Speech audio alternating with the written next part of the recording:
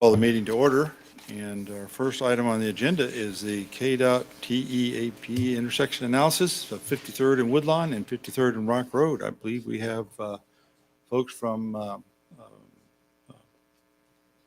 name of your company is Trans Systems. Yes, it's not written down here, so I forgot. So, okay.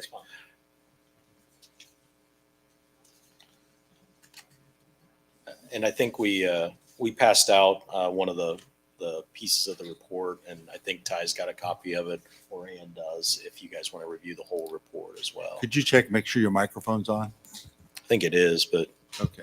Sometimes you got to get around there. is that any better? Great. Yes, it is. Thank Okay. you. So as you stated, we're looking at 53rd and Rock and 53rd and Woodlawn, and both kind of similar intersections and the existing characteristics out there. The traffic was pretty similar if you look at it from a 24-hour count. I think one was about 5,500 ADT and the other was just under 5,000. So pretty similar volumes there. The peaks, though, were a little different. And so that's why when you start looking at the report, we analyzed for four-way stop condition as well as a signal and then roundabout control or the kind of three different things we kind of looked at. So if you look at Woodlawn and 53rd, crash-wise as well, we took a look at all the crash statistics in there. There weren't very many crashes there. I think there were 3, if my memory serves correct.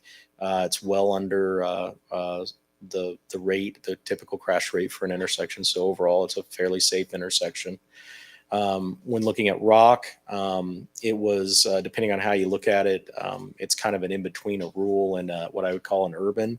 So it's kind of in between the two. And so we put both of those kind of critical rates in there for the intersections in the state of Kansas. So the urban rate is about 10 crashes per 10 million entering vehicles, and the rural rate's 5 crashes per 10 million entering vehicles.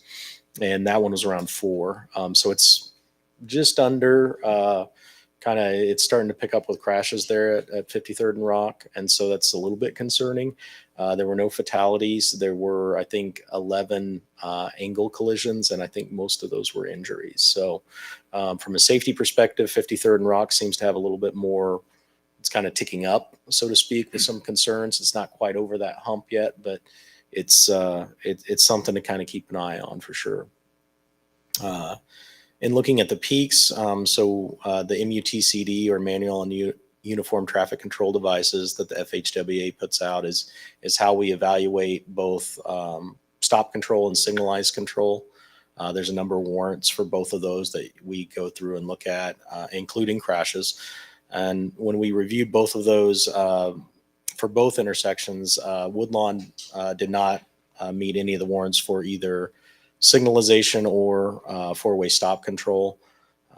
Rock actually did meet for four-way stop control, but not for a signal. So looking at those characteristics, a lot of times when you start seeing that four-way stop control warrant, what that means is you get enough traffic coming from both directions that there's a little bit of a delay, that you need both sides to stop to have adequate gaps for people to get out.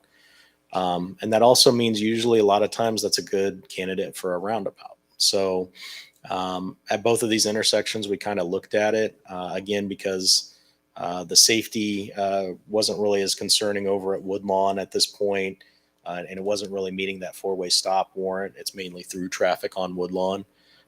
We didn't really recommend a whole lot of changes there right now, but the Rock intersection was one we did recommend to probably go ahead and move forward with putting up as a four-way stop right now, and then consider looking at a roundabout at that location for the long-term plans for it. Roundabouts are the safest form of intersection control we have. They go usually what's called a crash modification factor, which would mean like if you had 100 crashes starting out, if you had a CMF of like 0.24, that would give you 24 crashes after you implemented it. That's pretty much what a roundabout would do at that intersection. I think their CMFs are around 0.24. So given the angle crash history and it is meeting that four-way stop warrant, it'd be highly likely that that'd be a good candidate for something like that. So those are ultimately kind of where we went with it, with the study and kind of the results. And I'd stand for any questions you all have. Yeah, one of the things that I've noticed other places, they use these flashing red lights on stop signs to help draw attention to them. And I understand the crashes that we're seeing from what I remembered of your report is they're mostly T-bone type crashes, right? Correct. Which are the worst kind to have, right? Yeah. And I wonder what would be your feeling about putting the flashing light on the two stop signs that are there now on 53rd, and if that, what's the value of that?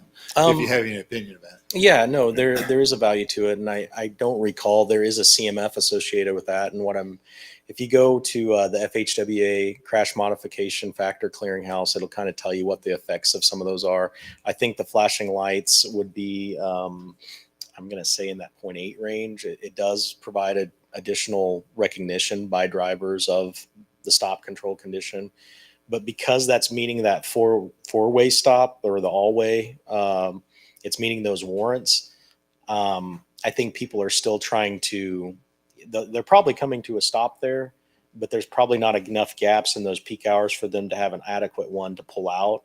And so they get frustrated after a while and still try to meet that. So I don't know that it's going to affect your overall crash rate a huge amount, but it does help. I mean, it would help some.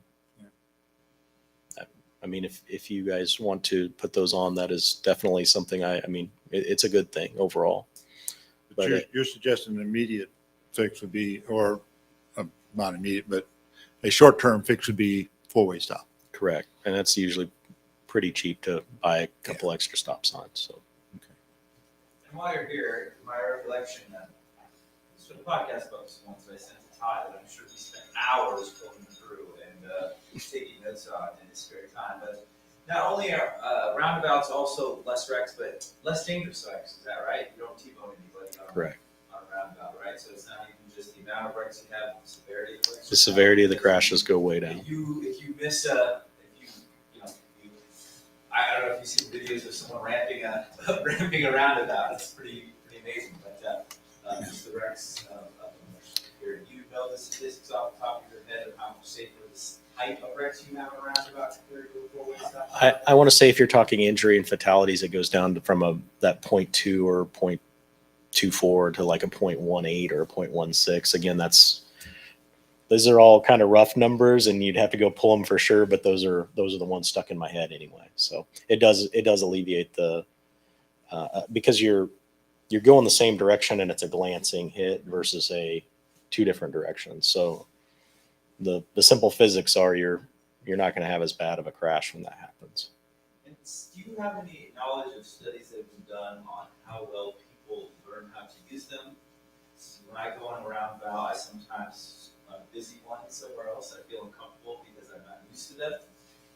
What do we know about how well people are adapted to them when they're not used to them compared to, the thing I listen to, the whole city and put them all over any part of the place. I think, but everyone's used to them, they got really good at them, and the fatalities crashed again, that's all went down in the neighborhood. It's like way better overall. But if there's only one in town, how well do people adapt to them? Have we studied such things, or have we studied something about that? I don't know exact studies, but I can tell you from going to public meetings in places like this, a similar one was put in Arc City, the bypass over there, and the people were kind of against it up front, and I think most of the town is for it now. So it's one of those things that as folks get used to it, it just becomes second nature to them.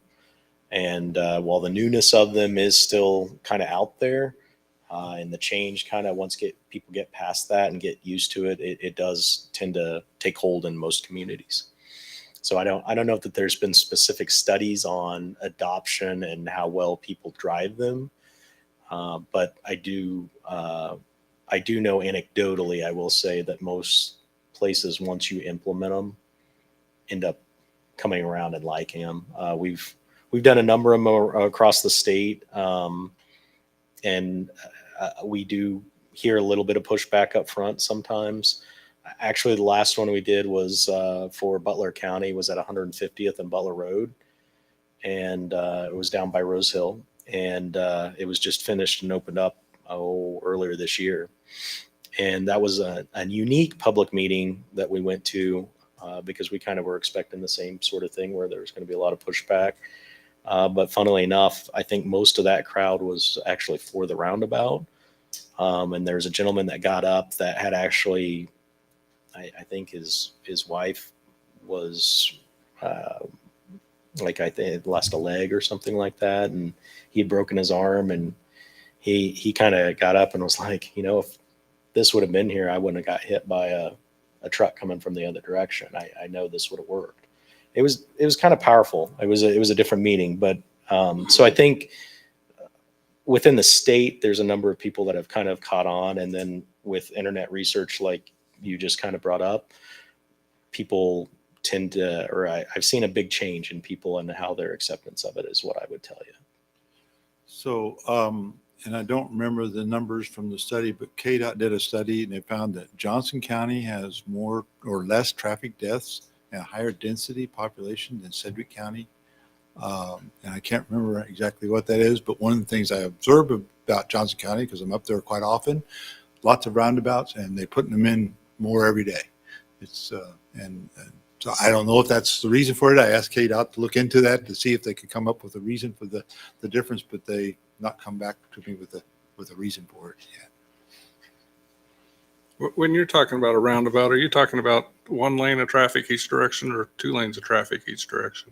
I think we put in there that you could do start off with a single lane because of the existing makeup of the roadway, but as you would expand it, you could, you can retrofit them. It takes a little bit, makes it a little bit tough. So there's been some success doing that. A lot of people go ahead and choose to go ahead and put the both lanes in too, depending on what's going on. Usually you can get into the low 20s on a single lane roundabout. So if your ADT is like 20,000 vehicles a day or so, you can kind of support a single lane roundabout with that. I think Rock will probably be in that group. It's around 5,000 now. You'd have to get about 4 times more traffic, but with 254 up there, I don't know. And because the curve's kind of down south, you're not going to get as much through traffic as you do in some of the other areas of Rock Road. So down at, for instance, the ADT down at like 54 or Kellogg and Rock is around 30,000. I don't think you'll hit that up here. But you could hit in those low 20s, so you might be able to get away with a single lane roundabout there, honestly. So we left it a little vague in the report if you read through there, but you could size it to where you could retrofit it, but probably a single lane roundabout would be sufficient. I'm asking that because it just seems inherently confusing to me. If you have 2 lanes going in, how am I going to go in 1 lane and make a right turn after I get halfway around? Because I got to change lanes and I've already got other people in the roundabout. How do you ever get out? It's one of those things. The Chevy Amazing Chase. how well it works. And did you also look at the speed limit on Rock Road? Because it's 45 there instead of 40. Yes. And that's an appropriate way to 45, 40. You can put them in on, a lot of the highways, even like if you drive 77 north, there's a series of them there now with 50 and 56, both have them in there now. So those would be a good kind of example where you have a higher speed highway where you're still slowing people down. And again, that's another inherent thing with roundabouts is if you have deflection angle in and out, people inherently have to slow down. You design them for around 20 to 25 miles per hour for the circle to work. But you have to warn them really well because I about flew through one at 60 one night. I don't think I saw any sign before I got there. Lighting is another good key to that, that we do recommend that you do install pretty good lighting and do the full analysis and get it to light. Right. I will also say that at I-70 out by Hayes, I did not like that at the exit ramps. I was coming east. I came down the ramp. I could not tell what the traffic was coming from the north. I did not have enough time to judge whether or not it was safe to get out there. So just because it's a roundabout, I don't think makes it better. It didn't have enough room for you to see what was going on. So one of the gentlemen that works with me, he told me this one time, and I've kind of stuck with me, is like, when you do a signal and you put a signal in, you can go in and you can play with those timings and you can mess with, extensions and how you detect things and all that stuff. When you put a roundabout in, it's all about the geometry going into it. And like you mentioned, you can't tweak that once it's done. So making sure you get that right, and that's what you feel the difference. You're feeling the difference in that is there's probably a little bit of geometry that may not be quite right or something like that that's causing you to feel that way as you go through. So there is a good way to do them and a bad way to do them. And if you don't do them the right way, you will feel a little bit odd. I felt like they went overboard out in Hayes because they were just so close together. So back to the speed limit though, should we drop the speed limit to 40 on Rock? Is that something that you can advise us to do? Because we've gotten into this before, that we have to have the right kind of engineering study to do that.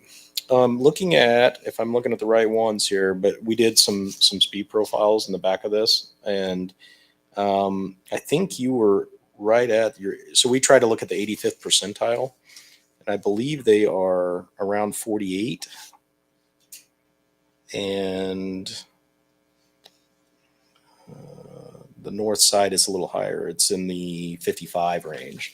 So I would say you're probably right in that ballpark of being at the 45 miles per hour. So I don't think you should probably change that, would be what I would tell you. Well, I'm thinking if we put a stop sign in, that's just more distance. We have to warn them that they got to stop.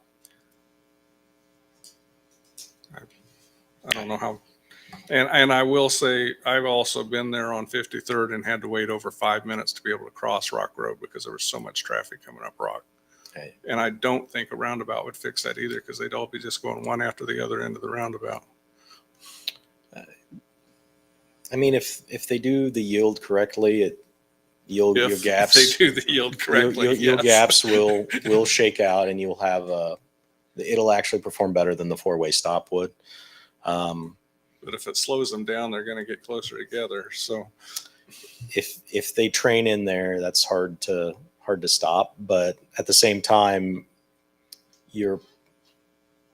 it kind of depends on how you feed in there. But you're right. There is some issue that you could have if people ignore the yield and everybody doesn't tap their brakes and come to a yield and get that gap in there.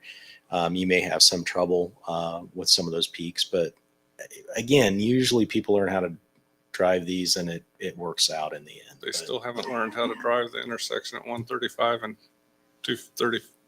What 235? 235 and 135, where there's that loop that's being replaced. Those people still think they have the right of way coming up the route loop, even though they're only doing 20 and the other traffic is doing 60. Well, and I even had a patrol officer do that to me one day, coming up there and looked at me like, "Why didn't you stop?" Yeah. You have the yield sign. The people getting on a hillside have kind of broke them to allow that every other movement start happening once it gets queued up there. So it is kind of interesting how that works. It's not really obeying the rules like you mentioned. So I think it's important to say that when you think about things like you that we haven't used a lot, it's better to look at the studies than trying to imagine the anecdotals, because the studies are where you get your best evidence. So whatever we consider, whatever we're going to do, which is a while away, I think it's important to think about what's been done in other places and follow the data. I didn't pay him to say that either. You should have.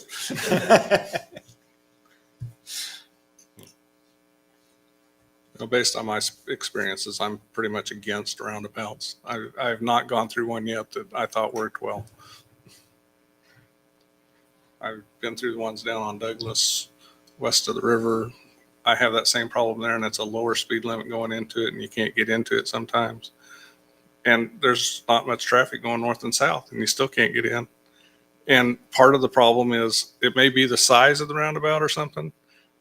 People coming west seem to be heavier traffic, but I don't know if they're exiting the roundabout or not. And the entrance is so close that you don't dare drive in front of them. So should it have been a bigger roundabout, do you think? Or have you seen that one? Do you know what I'm talking about? Yeah. And typically they would be a little bit bigger than that one. Again, it comes down to that geometry and how well you make that fit. So when you analyze those, you try to get people to slow down, but you don't want them to slow down too much, because it kind of hits where you're at, where they get constrained and you don't have a lot of room. So if you get out too big, though, people are going too fast and they don't have to slow down at all. Yeah, So but what bothers me about this is every one of these roundabouts is unique. We haven't got a set formula that seems to work.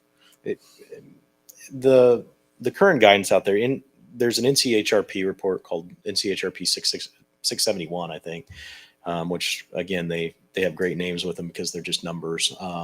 But with that newest one and the latest, if you go to KDOT's website, there's a Kansas roundabout guide. Between those two, they have some pretty good guidance out there where they've kind of started putting this forward, where there is some pretty good guidance out there right now on how to do this the correct way. So my discomfort is that everyone seems to be unique, but we have well-known traffic manipulation stop signs and stop lights that everybody's familiar with that do work. We may still have T-bone crashes because we always got the guy that comes through 3 seconds after it's been red. That's the difference is, again, the roundabout kind of with the safety is the safest form of intersection control we have available to us. That's why at the end of the day, there is some capacity, some additional like level of service and things like that you get over a 4-way stop with a roundabout because of the yield versus a complete stop. So there's some efficiencies there that you gain as well, but the real reason would be the safety component of it. So again, any study you'll go look at, a roundabout always is going to shake out over a 4-way stop or a signal as far as safety concerns go. Humanity's been using roundabouts for 100 years. Right? Just a lot of that. It feels like there's maybe, two different things to think about here. One's the immediate suggested action, which is the stop signs. And so I guess I'm interested in understanding what do we need to do to go ahead and implement that 4-way stop recommendation. Is that something that we can just do, or will that be on a future council meeting agenda to vote on? I'm not sure what that looks like. And then I guess the second thing is maybe someday we'll put a roundabout there, but that's not a project that we have on the books right now. We've got a lot of projects to work through. And so in my mind, at a later date is probably the time to really debate stoplight, roundabout, do nothing, all of that stuff. I agree with you on that because of the cost of the roundabout. I don't think that's a project we want to take on right now with all the other things we're doing. It seems like it was $1 million plus, wasn't it, for a roundabout? It's about 2 is what we put in the $2 million report. just for the roundabout. Yeah. And we could do a mile of road for that. So depends where the mile is. Well, yeah, okay, but we can find a mile of road here in town that we can do for that, I'm thinking. So is that something that our engineering and or we could get somebody to come up with a proposal for a 4-way stop there? And Yeah, what we need to do there? I'll visit with Jackie to see if there's anything particular the council needs to take. The key was the engineering study, which we've got that and their recommendations. So I'll see if she needs the council to specifically take action to do that, or if staff can do it since we have the traffic study with the recommendations. Okay. But Ann and I can visit about, it's simply putting in additional stop lights or stop signs and then some warning signs because we'll need to let everybody know that has changed. And in fact, we'd probably want to look at maybe some electronic signage before we do it to let people know that it's going to be going to a 4-way because I've heard some horror stories when they switch it to a 4-way. Some wrecks happen because people don't realize that happens. So we want to do is, Habits. yeah, we need to know.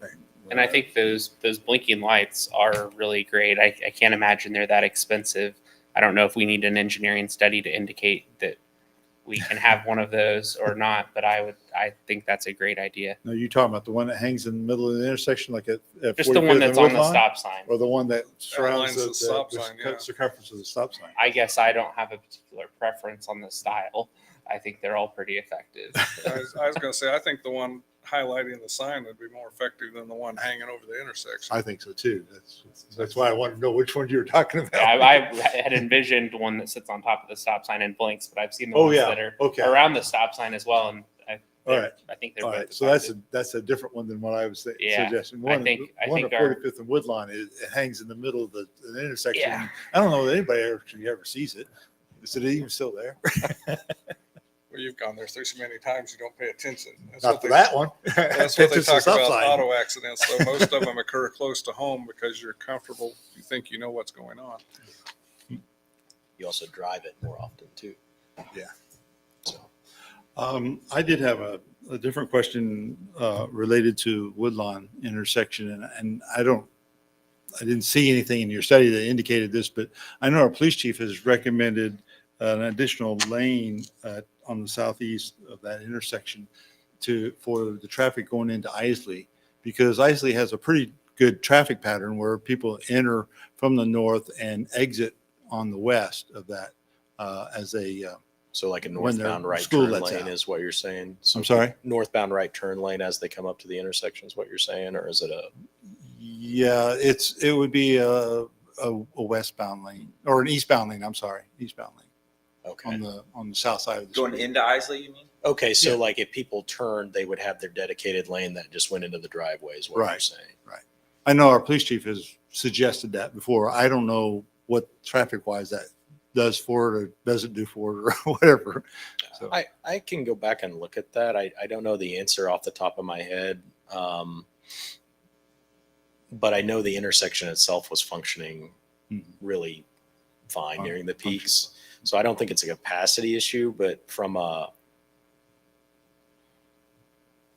it does pull people over to that lane and allows them to go straight into the school. So it kind of keeps people doing what they want, lines them up where they need to be and kind of does some of that. So I wouldn't say it's a bad idea, but it may not be necessary for a while yet. I don't think you have capacity issues or anything like that. I don't really want to speak for his opinion because I don't know exactly all his thoughts on it, but I think one of the thoughts is that sometimes that traffic actually backs out into the street, and that would get traffic moved over a little bit so that the street's more open. I don't know if that's right. I don't think we witnessed that, but I can go back and look. Okay. I can go back and check some of the video. I think we did video up here, so I can go back and look at some of the video and see if we had any backups that. But I don't think that was in here anywhere. Let me put it that way. I don't think we saw it if that was happening. Okay. But that doesn't mean it didn't happen either. I don't have school kids, so I don't know. So yeah, okay, but fine.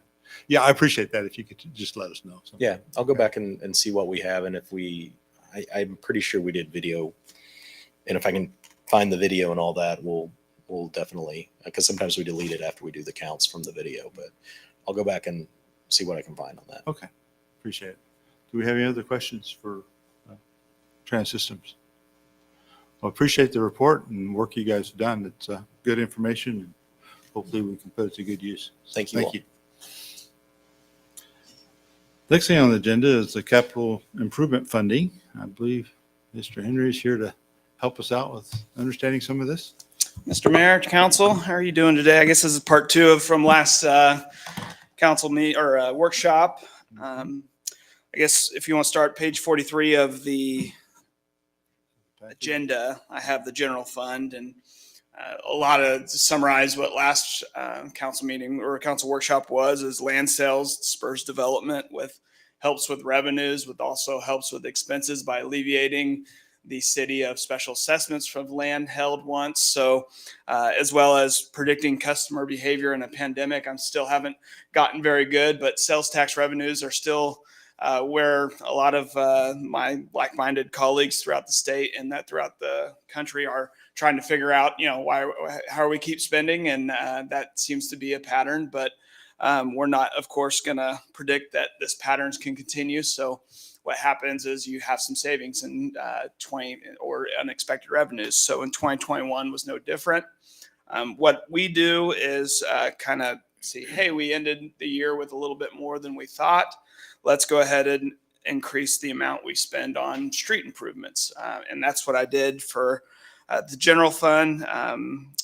Before we were scheduled to be about $800,000 in a transfer to the CIP. I'm recommending about 1.4 million at this time. Again, our budget is fluid. We can come up here anytime and spend more, but you can't take it back. So 1.4 was what Ty and I kind of came up with that we felt comfortable with at this time in March. We will start the budget process in June, maybe May, and we'll continue this discussion of how much more can we throw forward. But that's where our comfort level's at right now. On page Is four- that, Yep. is that a suggestion for 2023 budget or? 2022 budget, yeah. 2022 budget. Okay. 1.4 You out started of the saying general. about, you started talking about the budget process. Sorry, That's sorry. 2023 budget, so I want to make sure I knew which one you're talking about. Okay, thank you. Yes, yes.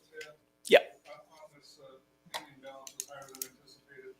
That did that or did that not account for the money for the 47th Street project that was held over? from last year? Yeah, that didn't account for it because it's that's funded out of the capital improvement program. This is the general fund, so that's completely separate fund. The $350,000 cushion for other grants and or unaudited numbers line item, is that, are you kind of setting that aside for the grants that we already applied for, like for that lift station? Is that what you have in mind there? Is it something specific? Nothing specific, but yes, in that regards of we've applied for 2 different grants right now. We're not sure of if we're going to get those grants. It's good to have a little extra if we need it, or if we decide to even accept the grant, that kind of wiggle room, as well as, as Mayor Benaj said, auditors or bond buyers tend to look at audits. They don't care about my reports. So when I have unaudited numbers, I'd like a little bit of a cushion to make sure we're going to come in over that 30%. Again, I don't expect it to be a large adjustments. We haven't in the past, but I think it's financially prudent to make sure we have a little cushion. If something unexpected, like an 80-20 match, we can throw some money at that instead of 100% city. And we're not talking, a lot of money right now. But that was my thoughts and ties as well, confirmed with that. But the general fund is where we would fund those grants from. It would be a mixture of however the council wanted, but yes, the general fund would be it. We also have some ARPA funds available as well that we had a small discussion at the end of last workshop that perhaps if the base grant we submitted for with the Department of Commerce would come in, that would be a very apples to apples thing to use ARPA funds for. But to be continued. Hopefully we'll hear back from that particular one at the end of March, but knowing the state's probably going to be April. The other thing is we don't know because everybody, well, a lot of government organizations got funding, and some of them are coming up with ideas of ways to, like this Spark grant or this base grant that we just applied for. That just came out of the air a month ago. And so between now and, next year, is somebody going to come up with some kind of grant using their ARPA funds and say, hey, cities, you can apply for that. And so the idea is that we have some matching funds if something comes up that we don't know about it today, that we would have some funds there for that. I'm definitely in favor of having the flexibility to leverage those funds those grants, if we can do that. And we don't know how that picture's going to shake out. We still don't know how the IIJA program's going to work. And that's another one that we could take advantage of possibly as well. All right. If we're comfortable with the general fund, we can move on to page 44, which is the water and sewer funds. Pretty minor changes, but some changes. As you know, the water and sewer fund are ran like businesses, so you can't take money out of the water fund and throw it on streets. It needs to stay within the system. Just as a quick reminder for everybody. Originally, we were looking at ARP funds with lots of strings attached to them, and we were planning to use some of those funds on some of our normal improvements to our water and sewer systems. Because they relatively took some strings away to provide more flexibility. What I did is brought our 2022 budget much like every other budget we've done in the past 5 years, where we put $300,000 to $400,000 in system improvements, as well as made some other minor changes based on what we've known from May of last year or June and July when we did this budget to today. The big thing is just adding back our capital outlay of $600,000 for water system improvements, and Ann will go through all that, as well as, if you remember last budget cycle, we decided to increase the franchise fee a little bit. That is a transfer from the water to the general fund. What I did is lowered that back down to the normal rate of what we usually do instead of that increase. That's what the proposal is. That really just keeps our water and sewer funds exactly where it's been in the last 5 years, as well as continued the improvement maintenance. The other little thing we'll talk about later is Ty and I discussed, and I know I brought it up last workshop. We really got to start looking at some deferred maintenance projects. I know we've talked about it. You know, what we've done with streets, because we've had some of this land on our books. We had, we've heard all the numbers, 12 million, 14 million in deferred maintenance we chose not to do over the last 20 or 30 years with Bel Aire. We need to start looking at maybe improving a public works facility here and there. So I threw the money in there out of the water and sewer funds. You guys can slap it back, but I really want to push that envelope, and we can't. We have to start looking long term at what we're going to do as well. So this is something we can have the continued discussion. We can have it now or in the next 4 or 5 pages when it's up. But I did want to point that out, that because it's specifically for water and sewer projects, we can do that with water and sewer funds versus a general transfer for a public works facility. Where do we set aside Excuse me, money if we excuse me want for to? just a second. Excuse me for a second. Council members, please make sure your mics are on. I've got the text from citizens that they're not hearing the council members. Okay. They're hearing Ted, they're hearing Ty, but not council members. So, okay, thank you. Set asides for future plant maintenance or expansions for CCUA. Is that in this or someplace else? So Or are we even doing it? what I do for CCUA expansion would be a lot of our reserves. That's what I set aside, and that's mainly to provide buffer so we can adjust rates. And are we growing that? Since Yes, we as you know can- that something will happen in the future. We are, if you look on sewer fund ending balances, what we suggested when we did the professional rate study, they suggested a 50% reserve level. This allows, because a lot of different factors with Bel Aire, but one is we don't have a large business user of water and sewer that's consistent. A lot of our water and sewer usage is based on irrigation and rain. So what happens when we have a wet year? We need some time to absorb that shock. So that's what the professionals set our reserve level at.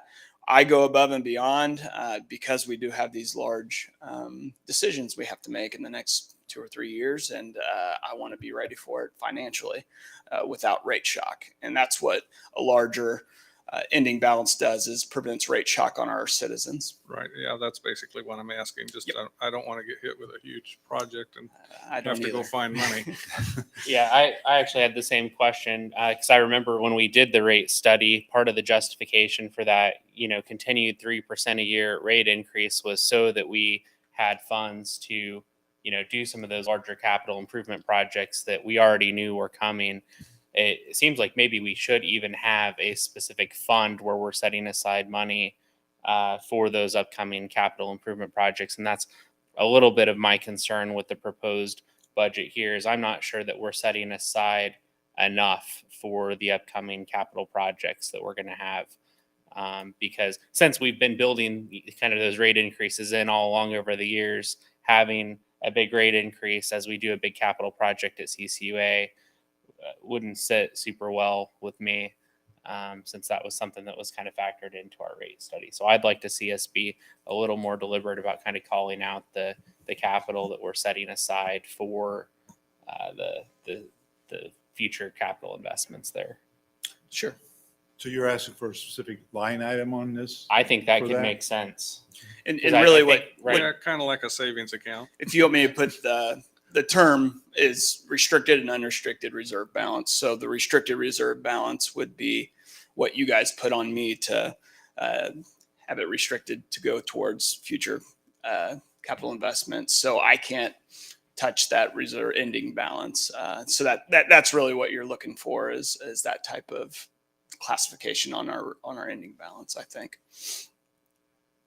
Yeah, I like seeing the 600,000 towards water system improvements. think we'll probably talk about that a little more detailed. Yeah, later. and you got to note in 2021 we actually didn't get any of those projects done, so this is kind of a beefed up program for 2022. As you know, 2021 was filled with, I think Ann said we're up to 14 new developments, and that's a lot of projects. So what happens is some of that stuff gets pushed to the next year. So I wouldn't be too concerned as well. We're looking at budgeted numbers.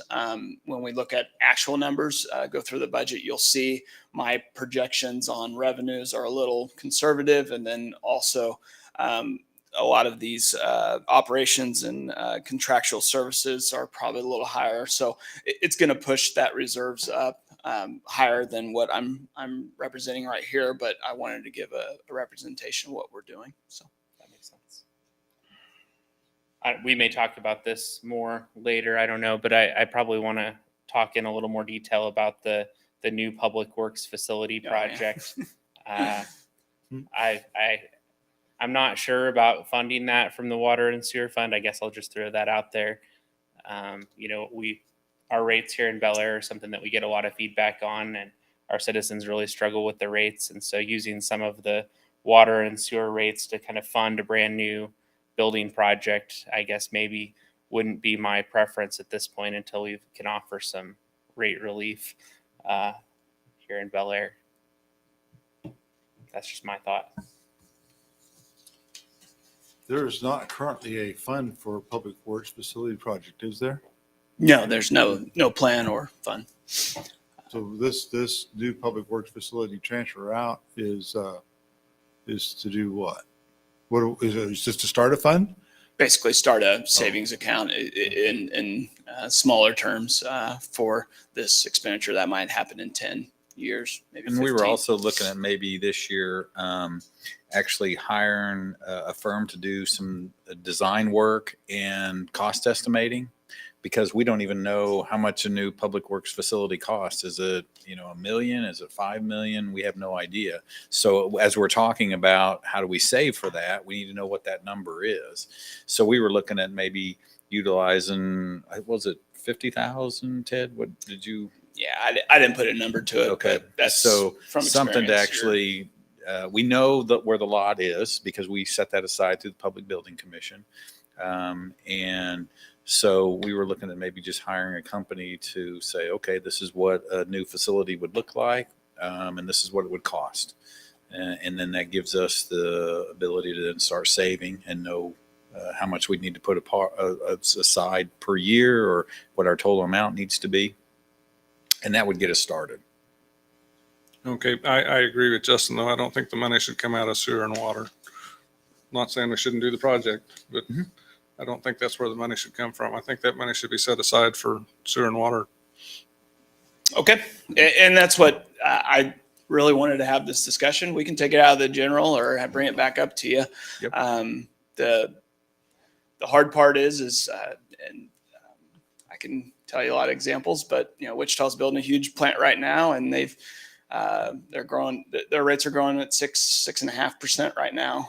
Last 3 or 4 years, at least on wholesale. So that's what we as staff need to always keep in front of you is some type of longevity plans. So the reason that we think it's important to utilize, I not going to disagree that don't use it all out of sewer and water funds. But the thing that we have to keep in mind is that we have a large number of nonprofits, and they don't pay property taxes, but they do utilize water and sewer. And of course, the public works, a lot of what they do is water and sewer, not just streets. So that's why when we look at funding public works projects, that we want to see it coming out of water and sewer as well, because there are certain people that don't pay taxes that would fund that public works facility, but they do pay water and sewer. So, not saying that it all needs to come out of water and sewer, but I don't think it all should come out of the general fund either. Maybe when this project comes up again, you could list all the things that the Public Works do, all the places that they touch, and therefore you might be able to come up with a good chart of why you think money should come from a certain place. I think we need more information on this. I don't think we have, sufficient information to really have any direction, but it did stick out on me. Maybe it's too early, I guess, to put it on the water and sewer budgets right now. I think you probably just put it there as an idea to start the discussion. So that's great. We appreciate that. And that's kind of to piggyback a little bit on Ty. And I will say a lot of our public works staff is funded out of the water and sewer because we've had, and I'll keep bringing these numbers. We had 750 work orders last year for water and sewer projects. So that's quite a bit. 500 move in, move out. So a lot of what we do as a city comes out of water sewer. So those expenses do need to be shared by all. And I think you guys will understand. Right. Moving forward on page 45, some more of the kind of the same. Hey, we ended with a little bit more money, and with stormwater fund, it was more of what we experienced in the water and sewer as we had 11 new developments going on, and there wasn't a lot of projects getting accomplished. So what that resulted in is more money than we realized we would have at the end of 2021. What I did is just said, hey, let's just add it to 2022, and we'll talk about some of her ideas in the stormwater fund. Solid waste and street funds, really nothing changed. We can add a lot of this stuff stems from the constant call of let's repair some streets, let's do that type of thing. So anytime I see an opportunity to increase money for street maintenance, I'm going to do it and propose it. And that's what the solid waste and street funds are proposing to do, is add a little bit more to that street maintenance lines and give it to Ann to go work on. So that's what those remaining three funds do. Remind me, please, if you would, Sure. when we started, is the solid waste fund one that we started about 5 years ago? Along with the stormwater fund. Okay. That's when we started those funds. Okay. Yep. And if you remember, what was the logic behind starting the solid waste fund? So this was right before my time here, but it's really accounting wise, everything was being ran out of the water fund. So if you think about it, you get charged $12 a month for your for your trash. It goes into the water fund, and then we pay the contract out of the water fund. That doesn't make any sense. So really, all that did is separated those revenues and expenses. So it's just putting what we're paying the Waste Connections. Yep. in its own bucket. Okay. Yep. I just want to make sure there wasn't something else that I wasn't seeing. Were we paying for any of the brush site out of the solid waste fund? No, we weren't. Okay. Okay, so I understand the logic of that. Yep. Yeah, that makes sense. Okay. A lot of that stuff is going from a small town accounting to medium-sized town accounting. So that's what you start adding more funds and then accounting lines. So. Okay. Thank you.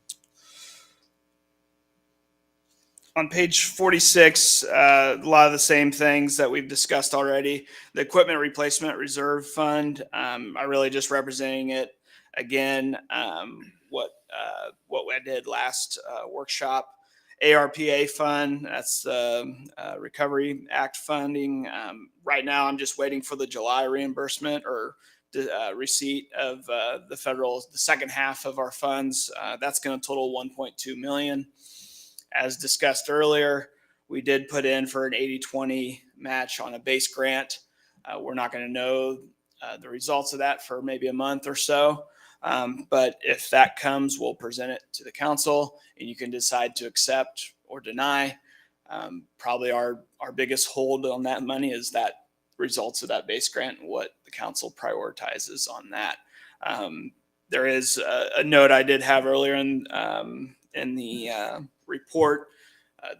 The final Department of Treasury ruling came out and it allowed all cities that received under $10 million in these types of funds could pretty much write it off as lost revenue and spend it for general government purposes, meaning if we would choose to do any type of other infrastructure other than water, sewer, street, or water, sewer, and stormwater, we could do it with this funds. And we don't have to prove to them that we didn't lose revenue or we did lose revenue?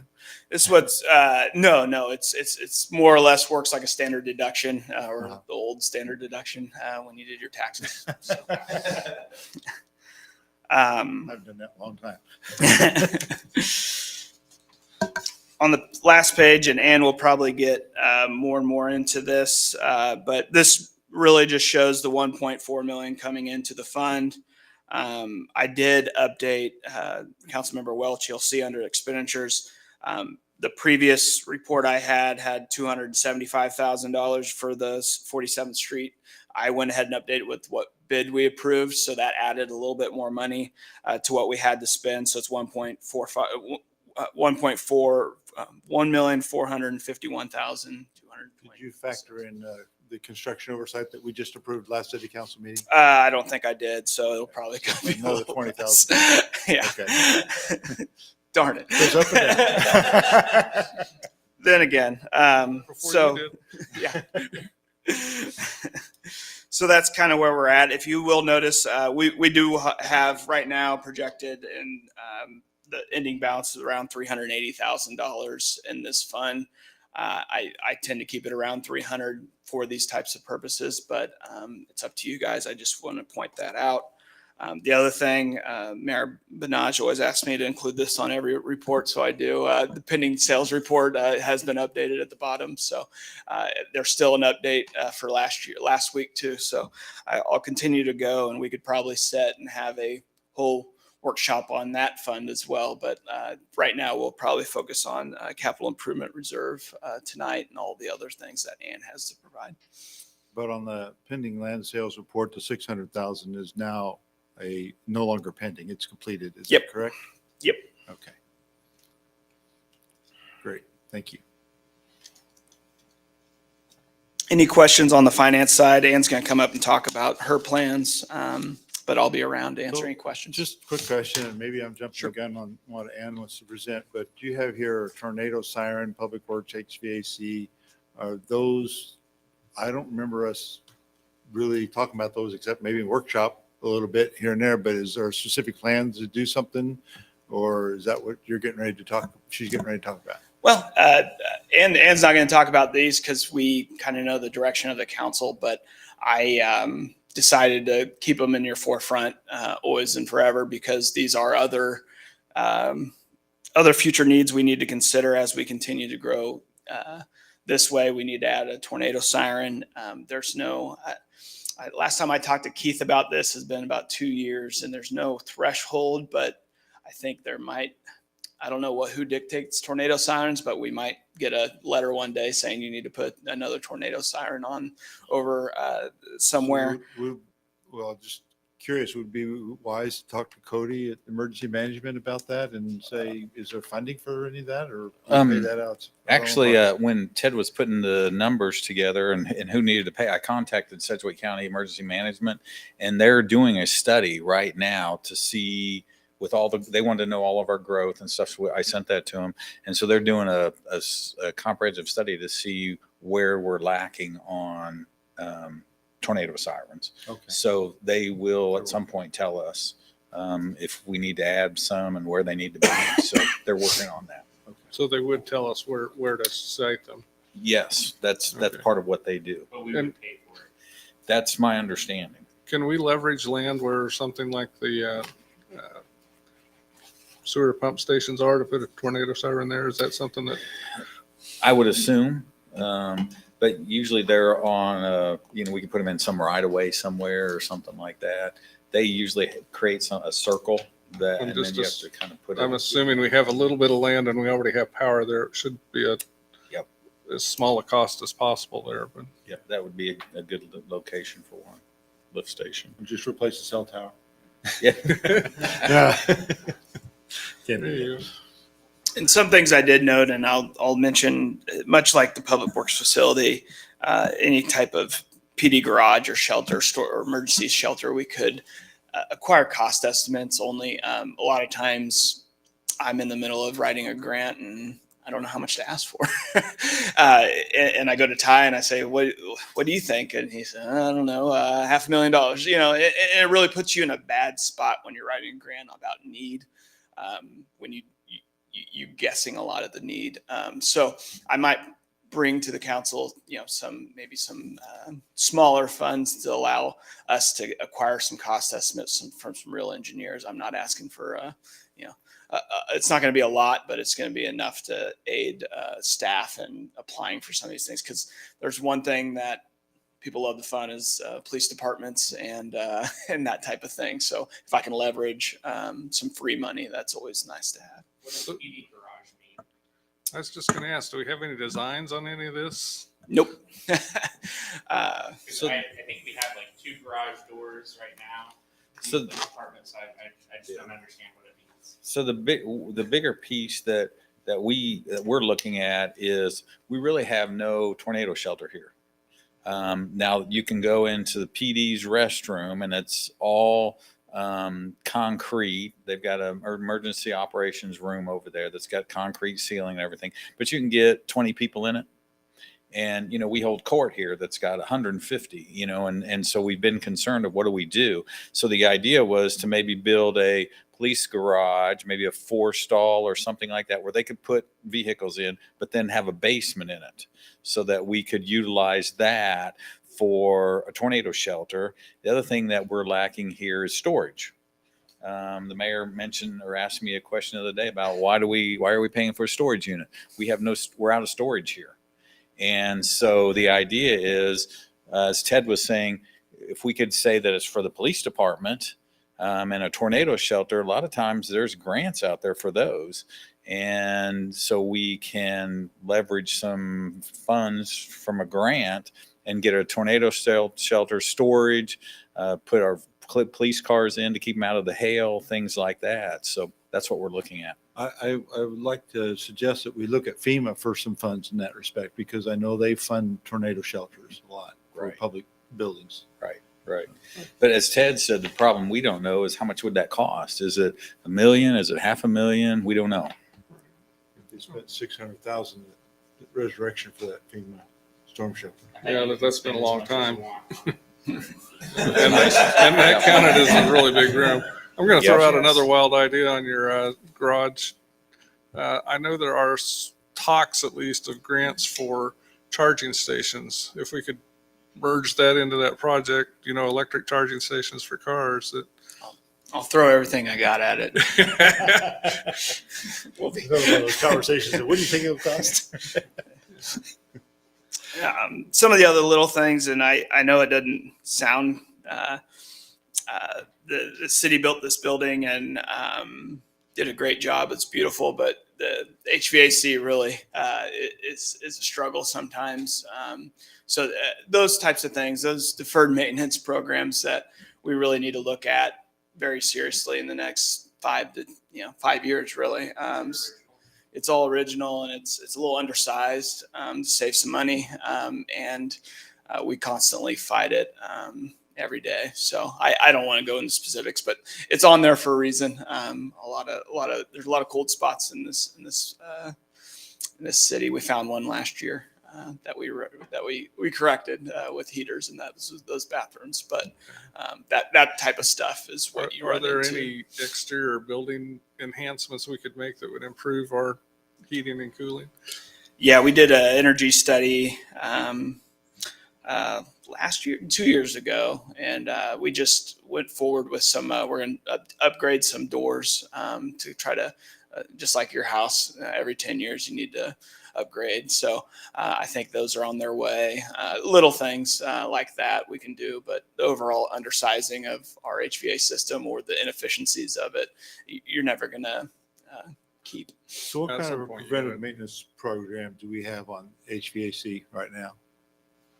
The standard, every year they come and inspect it, but really the maintenance program it's really cold. They come, they clear the line, service it maybe 3 times a year because we get complaints about from staff that it's either cold or hot, that kind of thing. But we have it serviced regularly. It's on a schedule. Yeah, Okay. we're not that type.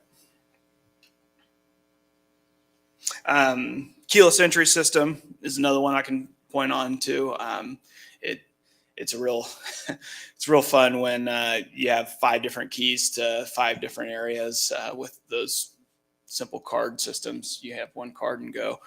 Again, these aren't immediate needs. This is just as we grow, we need to keep these in line. And we don't have to go through each of these, but we can save that for the budget process. But these are just a few ideas that the staff and more that used to be wants now are coming closer to needs. Does that make sense?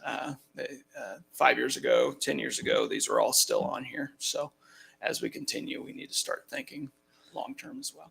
And as you think these projects, sometimes things are easy to do when you're smaller and then they can scale. You just add another lock or whatever. But then once you have 10,000 locks, they're really hard to install when you're, I mean, I assume you've thought through some of that stuff too, prioritizing what is easier to do now and will hard to do later. Whereas some things are easy to do when you're small, they don't scale at all. So then they're trash when you grow too big. And so some of those things, I don't know, you've probably all considered that, but that's something to think about on these kind of projects when they're the easiest to do. And a lot of it's also not forgetting about things is big and is important too. So this is our attempt to bring it to the forefront. So. All right. Thank you. I think that's all I got unless you have questions. So I think we're ready to move on to, thank you, Ted. Let's move on to street improvements. And are there other things? You weren't talking about stormwater improvements, were you? Are you going to talk about stormwater improvements too? Well, we're gonna save the street improvements for last and talk about That's our sewer, favorite topic. water, storm, and street. Okay, so you're going to cover all 4 of those. Correct. areas. Okay, great. I Correct. just wanted to try to understand what you were No, doing. yeah, no, definitely. I don't have anything here that says so-and-so's doing this. I just, Yeah, kinda the street trying to figure out. improvements are kind of a little different this year with Woodlawn going on. So okay. figured we'd save that for last, get the easy All ones right. out of the way first. Storm sewer. We've got approximately 600,000, as Ted had mentioned, for just plain improvements, for sewer improvements. Yep. 60,000 lift station operations and 150,000 for maintenance and repair for the entire system. The staff's thought, we come up with about $582,000 of improvements for this year. Continue the cured in place lining project. We approved it last year. They were not able to get started until February of this year. So that is currently ongoing. We would like to add an additional, and so Ted's 600,000 does include the budget numbers from last year. So that's why I've kept Very that well. CIP in there Okay. as a proposed activity. We would like to begin the lining project in Lawn Terrace. It's another subdivision, one of our older ones that is kind of the next in line, kind of the next one that causes some problems. So it's about 2,020 feet of 10-inch pipe and about 3,500 feet of 8-inch pipe. With the bid prices we got last year, we estimate it's going to cost about $200,000.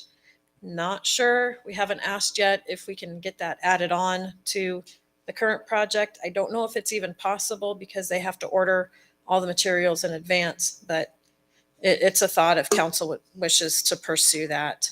On page 49 is actually a map of Lawn Terrace and those areas that we would want to line. It does pretty much cover the entirety of Lawn Terrace, so it's kind of nice to get a subdivision out in a fell swoop. The other thoughts, replacing one of the Rock Road lift station pumps with a chopper pump, the grinder pumps. This is probably the second most problematic lift station that we have in town. The first one would be the 53rd station. We did put in a chopper pump over there, if I recall correctly, and it has been working very well. We have not been having the issues there. Rock Road, we've got a lot of rags that come in and shut that station down. We have to go clean it out on a fairly frequent basis. What kind I of know. rags? It's the disposable wipes, the The flushable flushable wipes that aren't wipes flushable? Oh, that are not okay, okay. flushable. All right. I don't have any lobbying power. I can't change that. So anybody who does, it's just unbelievable to me Yeah, that they marketed it's- such a thing that is just totally fallacious. You know, it's very frustrating whenever I go to somebody's house or my horse barn. We have a package of flushable wipes, and it just it's not flushable. But you know, we we go- see a lot of diapers. We see a lot of like cleaning rags that come down, but the vast majority is those flushable, non-flushable wipes. We get any more mops through 53rd? No, Good. not that I know of. If They're it just doesn't, going right on through. yeah, exactly. chopping If it them up. if it doesn't plug it up, I don't really know what comes through there, and I really don't want to know what comes through there. In all honesty, so that came in. We did get an actual quote on that from the vendor that we have used before on the existing chopper pumps that we have, and that was $57,501. That price is good. 57 or 37? 37. I Okay. apologize if I I thought misstated she said that. 57. I heard 57 and saw 37, so I didn't know which was You right. know, it's gotten to be a long day. So just help me understand, can we retrofit a pump to be a chopper pump, or is it a different design? No, it's a completely different interior design. Okay, okay. But we would keep the spare pump, have it gone through, made sure it's in good working order, and basically put it on the shelf so it can be used as a spare if something That goes- happens. yeah, So okay. it's always nice to have spares for those very necessary lift stations. But that quote is good for 30 days. So if council would like me to present it at their next meeting, I'm happy to do so. The other things we have is cleaning all of the lift stations. This is something that we've started the last couple of years. We like to do this 3 to 4 times per year. Lift stations are observed on a weekly basis and sometimes more than that. And we do see grease building up. It's just little balls floating on top of the water in this station. So we do know when there's a lot of grease in there, it is time to clean it out. So that's, like I said, about 3 to 4 times. We anticipate spending between $14,000 and $18,000 in lift station cleaning. We will continue the in-house sewer cleaning programs. We're going to be targeting sewer lines in Park Vista, Lawn Terrace, and Quail Ridge. That's something that our staff does every year. We try and go out and clean a certain percentage of lines. We would like to outsource sewer cleaning and televising in Westlake and Eagle Lake. So the difference between outsourcing and insourcing, the outsourcing comes with a television. We have the ability to camera the lines and actually get a video to see what's going on down there.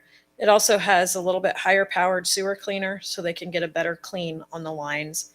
We've got a low to medium powered sewer cleaner, and it does a decent job, but if you want it really clean, kind of like you clean your car at home or you go to a car wash, you get just a slightly different level of clean. How do you decide so, which one you do? To what? How do you decide which area you do which? So we've gone through and had Park Vista, Lawn Terrace, and Quail Ridge. We've had those, I'm going to call it professionally cleaned, outsourced cleaned before. Not that our guys aren't professionals by any means, but it's that different level of cleaning. We've had those cleaned before, so it's just kind of a rotating basis. It's also time availability. We just plain don't have the staff time to make sure that all these neighborhoods are cleaned. So we do try and get that deeper level of clean once every 5 to 10 years. At one point, I think we talked about needing a new sewer line cleaning truck. That is correct. Is that still something that's on your mind? Yes.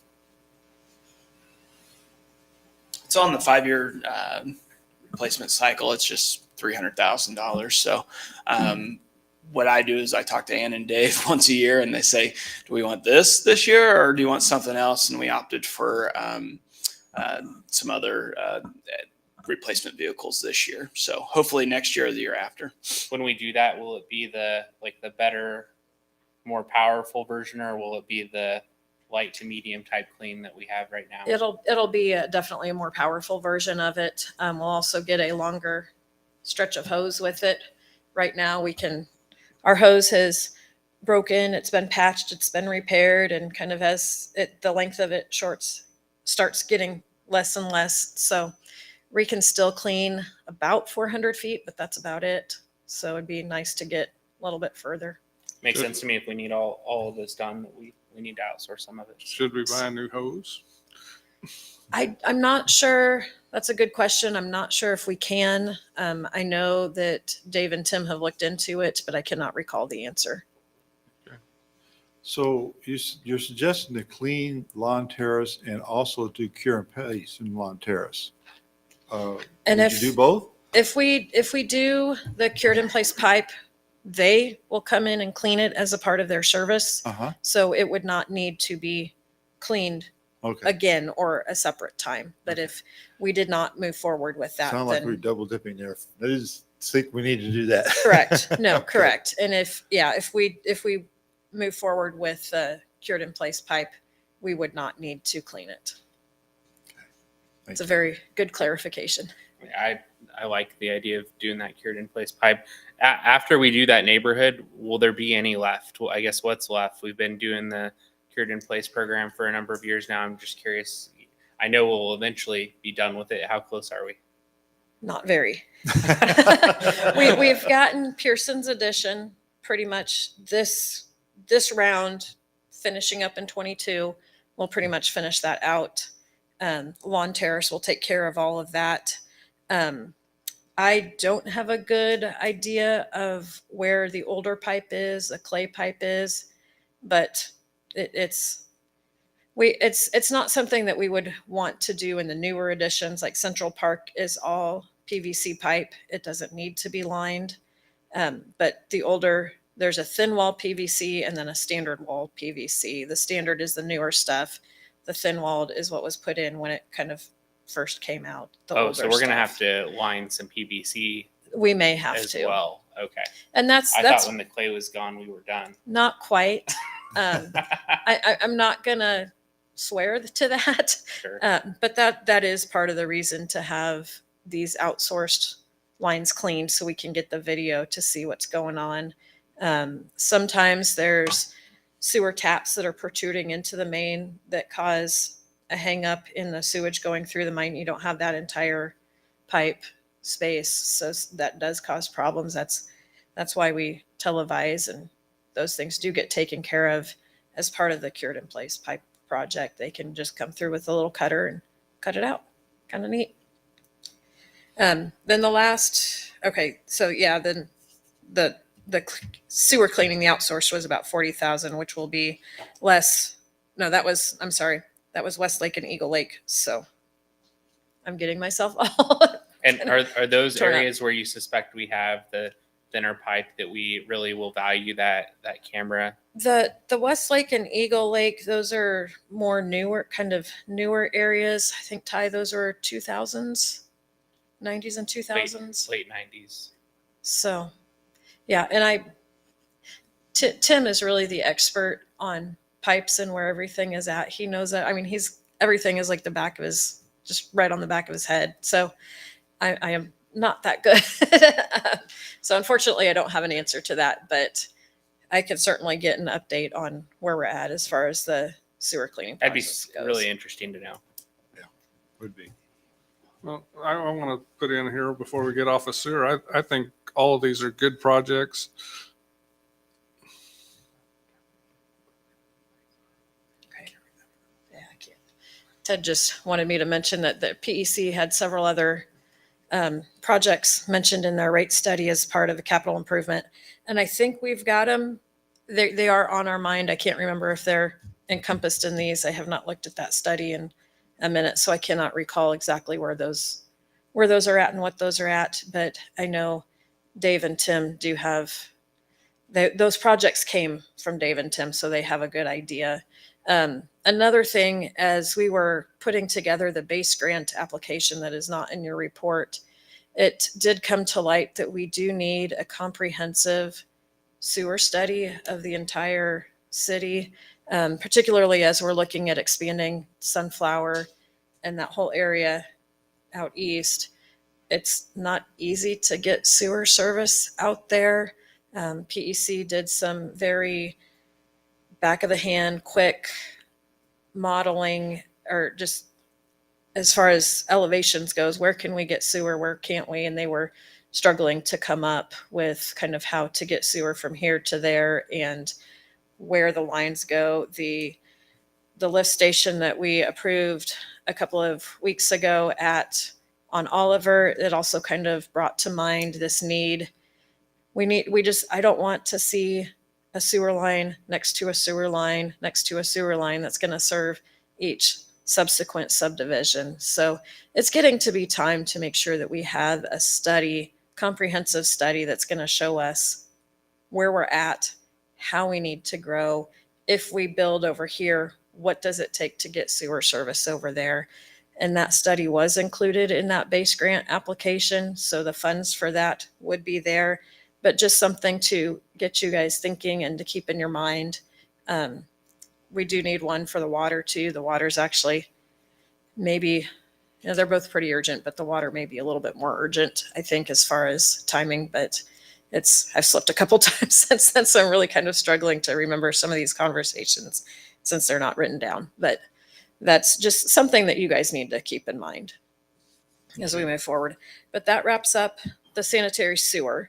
Do you have any questions for me moving forward with I that? was going to say the couple of things you think we need to get approved that we can get bids on. I think we should proceed getting the bids.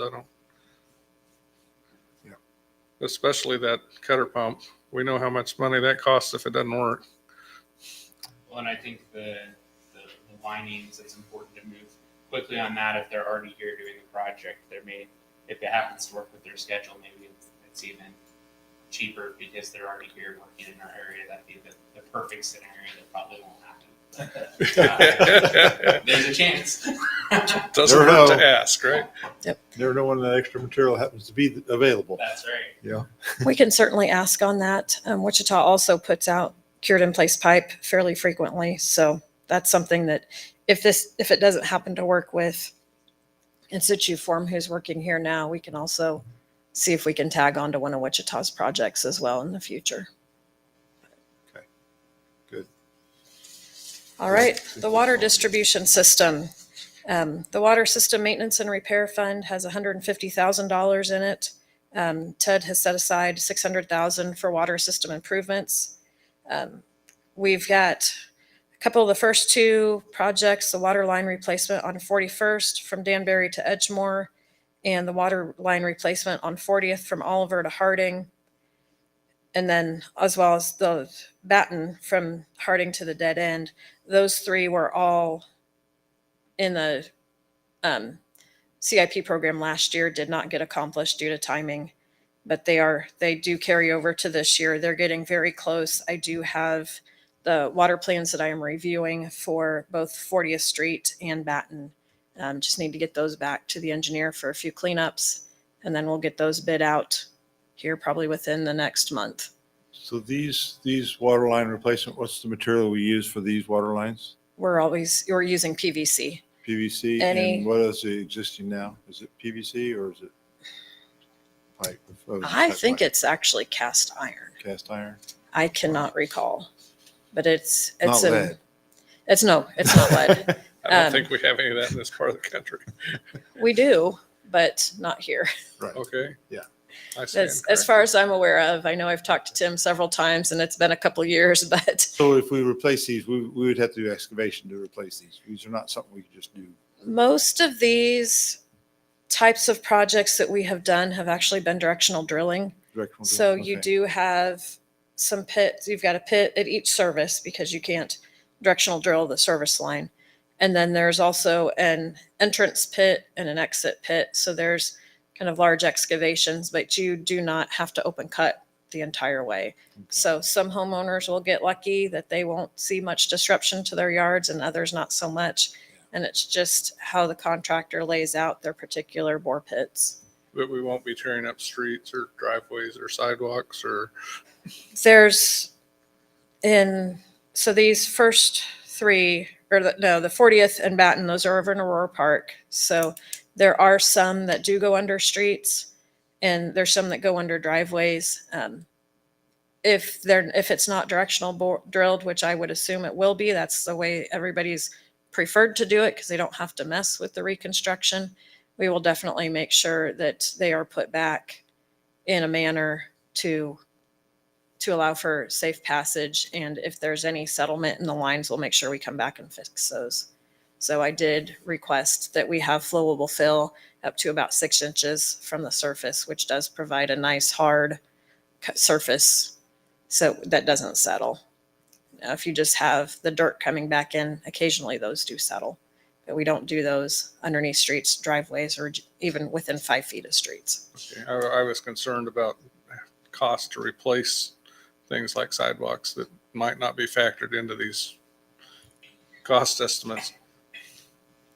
And there's, in the ones in Aurora Park, there are no sidewalks over there, so that's not a huge concern. Right. But the one over on 45th or 41st Street, there are some sidewalks in that area, and I remember seeing those plans kind of mid to late last year, and I do not recall, but if there are sidewalk replacements and they've got a square foot quantity for sidewalks, and then it would be figured into the estimate. So do you need priority on these, or you just want to go The- through all of them? Or I think we need to go through all of them. The first 3 are left over from last year, so those are definitely top priority. Tim did mention Hanover from Auburn to Janesville is the next one on his priority list due to pipe breakage and emergency repairs. So we are suggesting all 4 of those get done this year.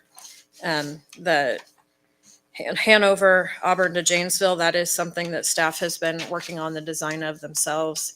The Aurora Park, there's just so many utilities going in on that area that it's not something that we wanted to tackle. We wanted to get a much more in-depth, but a little bit more in-depth view. So makes the whole construction process go easier. The other piece, replace approximately 58 old water meters with new meters with remote read capabilities. An additional 38 old meters will be replaced with the Aurora Park water line projects. Replacing these just helps save some staff time because instead of having to go out and manually read the meters all the time, the remote reads will just come into the system. It'll handle like every other meter in Central Park or other newer areas of town, and just 1 out of 1,500 is something that flags with an issue that we have to go and reread and just verify the reading. But it does save a significant amount of staff time. We do estimate that as about $25,600 for the materials. Staff would go and do the replacements themselves. It's a fairly easy out and in type of thing. We don't feel that sometimes when you have outsourced things, it gets to be more of a hassle than it's worth. And I think this is kind of one of those areas. The final thing nope, not quite final thing. Second to final, fire hydrant replacements. The Sedgwick County Fire Department comes through every year and tests all the fire hydrants in town. They have a list of 6 hydrants that need to be replaced for various reasons. We anticipate that this work will cost approximately $50,000. Some of these are just old hydrants that don't have valves on them. So the new replacement would make sure it's a modern hydrant, has a valve isolating the hydrant from the water main. So if anything happens in the future, it's very easy to turn off the valve, pull the hydrant, reset it, and go forward. So we usually estimate about $7,000 for a new hydrant, but when these are the older ones, don't have the valves, it's a little bit more costly because you have to add that extra piece. Then the final item is the water service installations.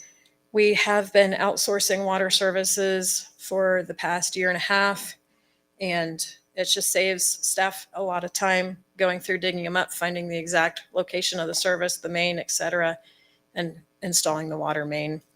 Water services have been an ongoing issue since I have been in Bel Aire. We have tried numerous different methods to try and make it easier, not only for ourselves, but also future plumbers when they're connecting to the water mains. And this is the only method that seems to work.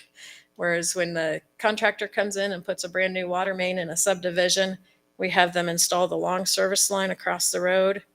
Then we'll connect to it and put the meter can and be ready to go. Short services, we just do taps ourselves or contract them out and put in that service line.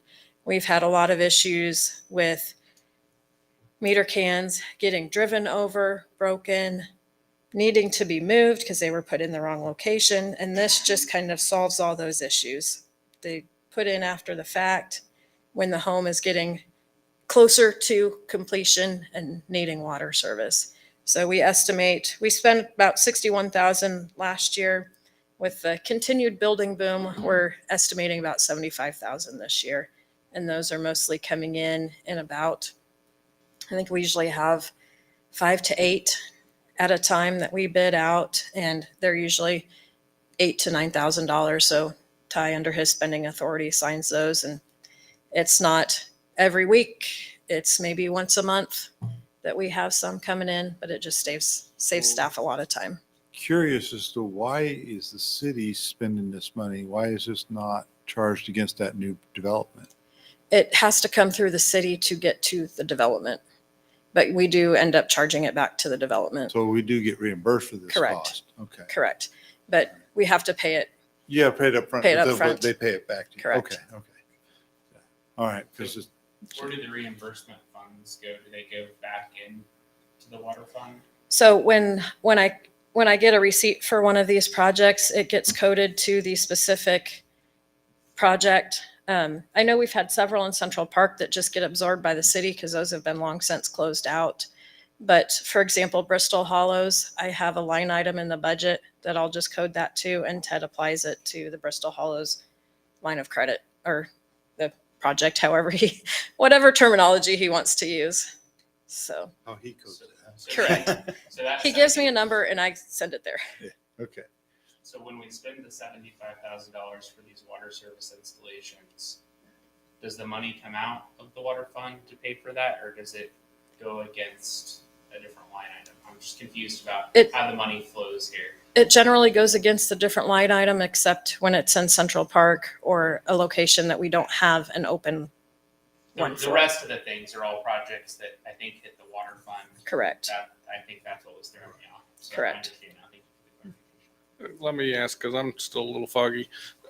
So these are basically a wash. It's not really money that we have to spend. It's money we just loan and get back. Correct. So it's not coming out of the budget in the end. Yes. It's similar to like on your meeting next Tuesday, I've got some bids for Rock Spring 4th paving improvements. Those costs come to me. I okay all the pay application, put a account code on it, send it to Ted. Ted does his magic with it. It doesn't come out of the street fund. It comes out against his project funds. So Then the those are bonded. 75,000 then is not included in the 559,000 that's proposed activities. It is added in there, but it should not be. Okay, so that means we still got that money to spend someplace if we need to. Correct. And the only ones where we get kind of hit on that are subdivisions that Ted has already closed out and bonded. Yeah, and that's where the confusion lies right now is, so if you have a lot that's already been spread, special's been spread, then you're going to pay a tap fee with, and then we're going to go in and outsource this connection. That's going to come out of the water fund. If you are a brand new development, it's going to be part of the special assessment, and then that's completely separate from the utility fund. That's part of the project of installing the utilities to that development. Do you have an approximate number? How many lots are available for that Central Park issue? Is it 10 or is it 90? It wouldn't be we're using Central Park as an example, but I know. it could be But we have a those little around. everywhere. Yeah, we have them everywhere. Okay. We don't really have a number for that. Okay. And I will say, kind of reiterate, we've tried putting in the water services with the projects. We've tried putting in the long and the short, but they get run over. Staff has to go out and move them and put them in different places, relocate, fix, whatever. And it's just, ideally you would charge it back to whomever wrecked it, but it's nigh on impossible unless there's a camera at every single residence to figure out exactly who wrecked it. So we've gone back and forth. We've tried it numerous ways, and this is the only one that seems to avoid having to go back several times and redo the same thing.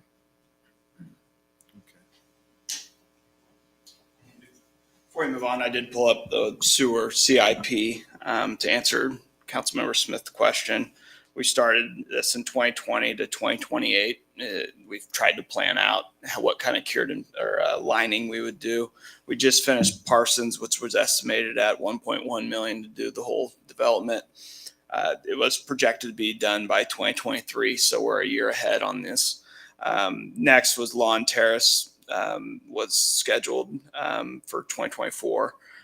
And then next we're going to Aurora Park, at least part of the plan. Again, all these expenses we're discussing is going to have to come up one at a time, and you guys are going to have to approve. But I just want to give you an estimate of where we're going and what we're at. Aurora Park is the end, but that's another $1.1 million estimate. So everything's $1 million in this world, right? But these cure in place don't do much excavating at all, do they? Correct. The cured in place, you have to go into backyards because that's where the storms or sanitary sewer is. And they've got a big truck with a rig mounted to it, and it'll just invert the pipe right into the manhole. They come in, cut it off, cure it, and they're done. The only time there's excavations is if they run into something that they cannot fix with the little rotary machine that they use to go inside the pipes. When we did the first section over in Pearson's, I think we had about 4,000 to 5,000 feet of pipe, and we had maybe 3 areas that we had to make point repairs that they could not fix with their internal machine. I believe some of it was broken pipe that they had to come in and repair, and that's not something they can. The cured in place pipe, that little lining will bridge some stuff, but not everything, and this was too large for it to bridge. So we had a water line break over the weekend. Is that true? Yes. So was that a construction thing, or is that just No, that was, deterioration? unfortunately, one of the brand new water lines that Donlinger installed last year. Pearson broke it. They pierced it, huh? So it was 100% Pearson's cost Okay. to replace it. And it did get completely repaired by Donlinger yesterday. Okay. So, Was it not deep enough, or they dug too deep a hole, well, or some of both? it was about 2 to 2.5 feet below ground, which is not deep enough, but in preparation for the Woodlawn project, which is raising everything up, it was at the appropriate height and the appropriate bury depth for the final project. And somebody just didn't check. So The locator didn't do a good job of locating, huh? they locate the horizontal and vertical. They don't locate the depth. Okay. So it's a paint mark. Okay. So yeah, it was, dang it, guys. Yeah. So Well, I think a couple of us heard something about it. So yes. And the flooded street Sunday was not a water leak. That was a lack of proper drainage. So Right. it's From- it's from really the rain and difficult snow. in the middle of construction to keep drainage open the entire time as you're trying to build a new system, and it just got blocked. So Yeah. I was out until 9 o'clock, and then we got called out again, and we're out until about 11:30, getting everything fixed, ready to go. But eventually made it. Okay. So Glad you got it done. Sorry you had to work those late nights. thank you. So going back to this, does anybody have any other questions on the water side? All right. Makes sense to me. Storm sewer. Ted's given us $324,557. Really, this is one that I struggle with. There's one piece that's a definite, which is the $120,000 for a more detailed drainage study on the shallow pond over behind Lissay Heights. So this area it's I'm not going to use the word wetland, but that's kind of what it conjures up. It's a very shallow. It's not, certainly not deep at all. It stinks in the summer. We've got a lot of mosquitoes, etc. I get a lot of complaints from that area, but it is a drainage basin that is being used from the LaSalle Heights development to help attenuate the storms from the additional impervious area. So we're replatting kind of the west piece of that, so the pond, and then the west area along 53rd Street. And this whole drainage basin is included with that. That is city property, so the city needs to figure out what we want to do, where we want to go with that, and have a little bit more of a definitive answer as to how to move forward. The original study that was done 4 or 5 years ago by Caw Valley Engineering was a great first look, but it was up here. We need to come down a little bit further and have a little bit more information and more of a plan of action as far as what to do. What's the specific location for that? It is, so it's, if you look at Northeast High School, there's the LaSalle Road goes west of that. Then there's a subdivision, LaSalle Heights, with a bunch of duplexes. Like, I think there's like 3 cul-de-sacs. It is just on the west side of that. So when we do these developments, they're supposed to be doing these drainage studies at that time. Is that correct? What's happening here that we apparently don't have a decent drainage? in this So area? what happened when LaSalle Heights, which is where all those duplexes are, Right. those went in, there was, they did a study for their area, and the study was to drain into that pond that was there. Now, we knew that would probably need some improvements. So as part of that development agreement, the developer has dedicated some funds to help improve that drainage. But we don't know what it needs to be done yet.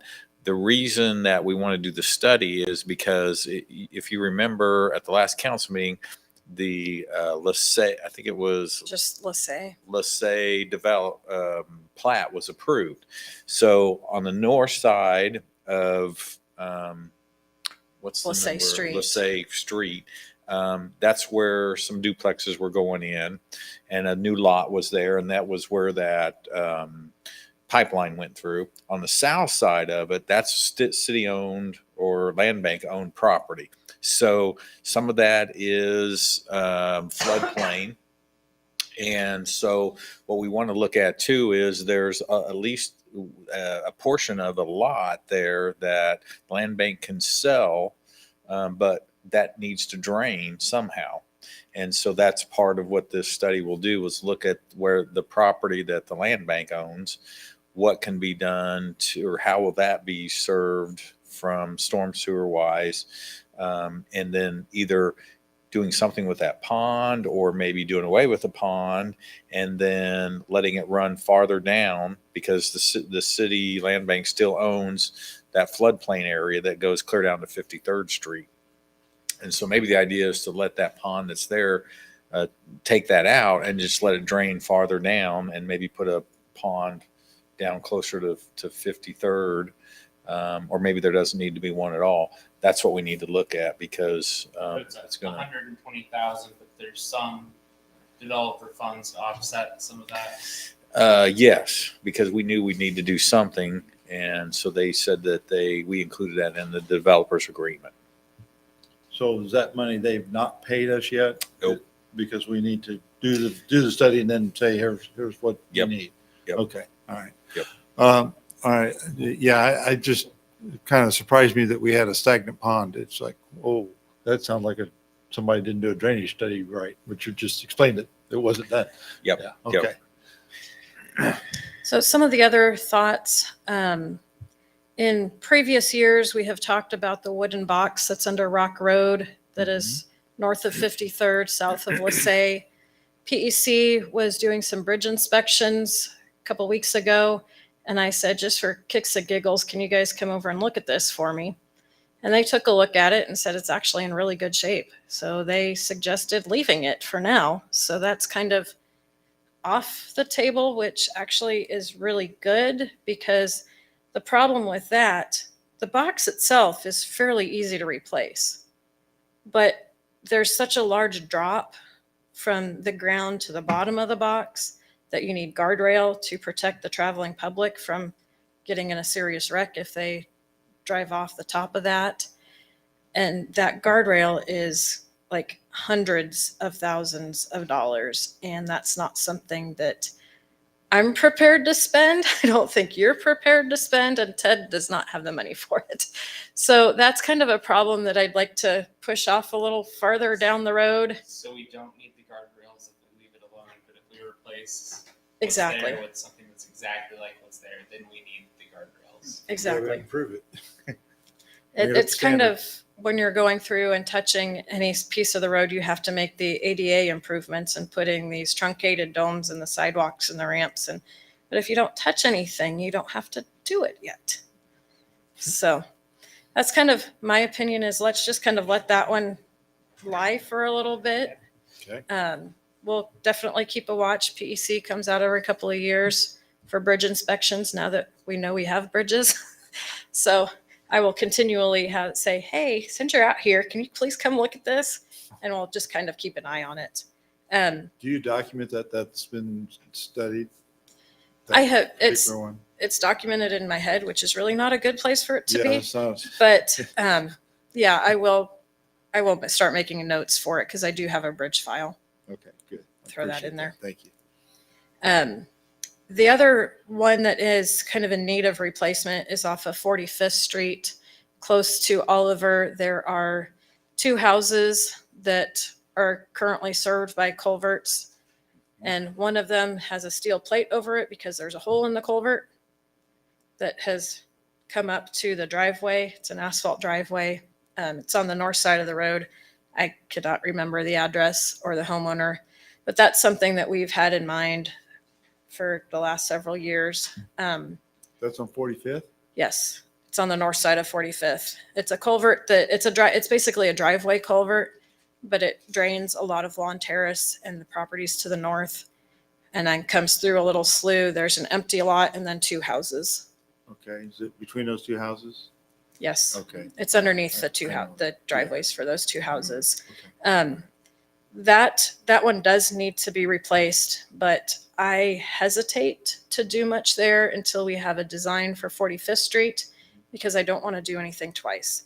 That is enough of an expenditure. If it's $20,000, it's a lot, but that's something that you can do twice. But this is going to be probably more like 100,000. I don't want to do it twice. I want to make sure it is in conjunction with the improvements. So my suggestion with the rest of this, the storm sewer funds, unless council chooses to do something with the storm sewer in Aurora Park, I would suggest that we utilize these funds for kind of to offset some of the drainage improvements in 53rd Street, or to kind of hold off on some of them and keep building that fund up for the 45th Street improvements. Okay. One area that I didn't see mentioned, I did talk with Ty about this, is the cleaning out the streams and what we can do about getting the streams cleaned out so that we don't end up with a flood. That's because we neglected to do that. I know it's never a hot priority topic, but it'll be a really hot topic if we do have a flood, because we failed to take care of those. So I'd like to see what we can do about that. Sure. I can work with Ty in the morning, and we can come up with a little bit more of a definitive plan and kind of flesh it out a little bit more. Yeah, because I know some of them have some issues with them. So, okay. Sure. Are there any Anybody other else? questions, thoughts on storm sewer? No, you answered mine. I was worried about that culvert. So moving on to streets, kind of separated this out into in-house and outsource. For in-house activities, we've got $12,000 for signs, for materials and supplies. We're continuing to replace signs in neighborhoods, $12,000 for snow and ice removal, $50,000 for paved street material repair, and $10,000 for gravel street repair material. For outsourced activities, we've got $5,000 for public grounds improvements, $50,000 for street improvements, which typically goes to patches, or as we get calls throughout the year, hey, this is failing, you need to come fix it. That's what that goes for. And then 1.4 million in the capital improvement fund transfer for street replacements. In-house activities, we're planning on doing the mastic/crack sealing in Bel Aire Village, Quail Ridge, the North Woodlawn area. This is Woodlow. It's a little kind of self-contained area in the southwest corner of 45th and Woodlawn. And then also in Central Park and Elk Creek. The street signs will be replaced in Summit Hill and Willow Creek. And if there's enough funds left, we'll start working in Park Vista and Lawn Terrace. And then the continuous pothole repairs. On the street signs, just a request if it's possible, can we get addresses on street signs again? I mean, a lot of them we've been replacing have no addresses. So if you go in Westlake area, there's like 6 cul-de-sacs in there and you have no idea which one you need to go down for a particular address. And not all of us use GPS for everything. Right. And we have been, I remember that discussion, and the sign blades come in a certain length. Because we've got our seal on, we've lost the space for the addresses. But I think what we can do is get a second sign blade that goes below it that says 4,500 to 4,600 or whatever numbers. And so would that be acceptable to council? I think it'd be definitely improvement from Okay. what the replacement is now. And I understand this is some federal requirement. We had to go replace all these signs because of the size of the letters, right? Or something. It was more the reflectivity. You just plain Oh, can't read them okay. as signs age, they lose their reflectivity Okay. and you just can't see them at night. So Yeah, that I was, really like the seal on the signs, but if I had to pick the seal or the numbers, I'd probably pick the numbers. Just from a functional perspective. Because GPS sometimes those cul-de-sacs, even it gets confused. It doesn't like those, so it is nice to have the actual numbers. so we'll work on getting the numbers like below those streets so you can tell which Westlake Court you're going to. And I'm just picking on that one, but it's Well, I picked with on it. 6 So of them. yeah, Yeah. it was the most frustrating to me when I was campaigning, but it's not the only one. To need an Right. arrow or something on that though, won't you? Because the courts go both directions and there's only one street sign. That's true. You will. Well, we'll look into it and see what we can come up with. On the in-house activities, sorry, I better turn on my mic. On the in-house activities, I think I recall from one of our discussions on streets that for our concrete streets, every 5 years or something, we need to go through and seal, I think, the expansion joints or something like that on the concrete streets. I think we've got some of our concrete streets that are maybe nearing that age. How does that fit in to the maintenance plan? Is that something that's on your radar right now? It is.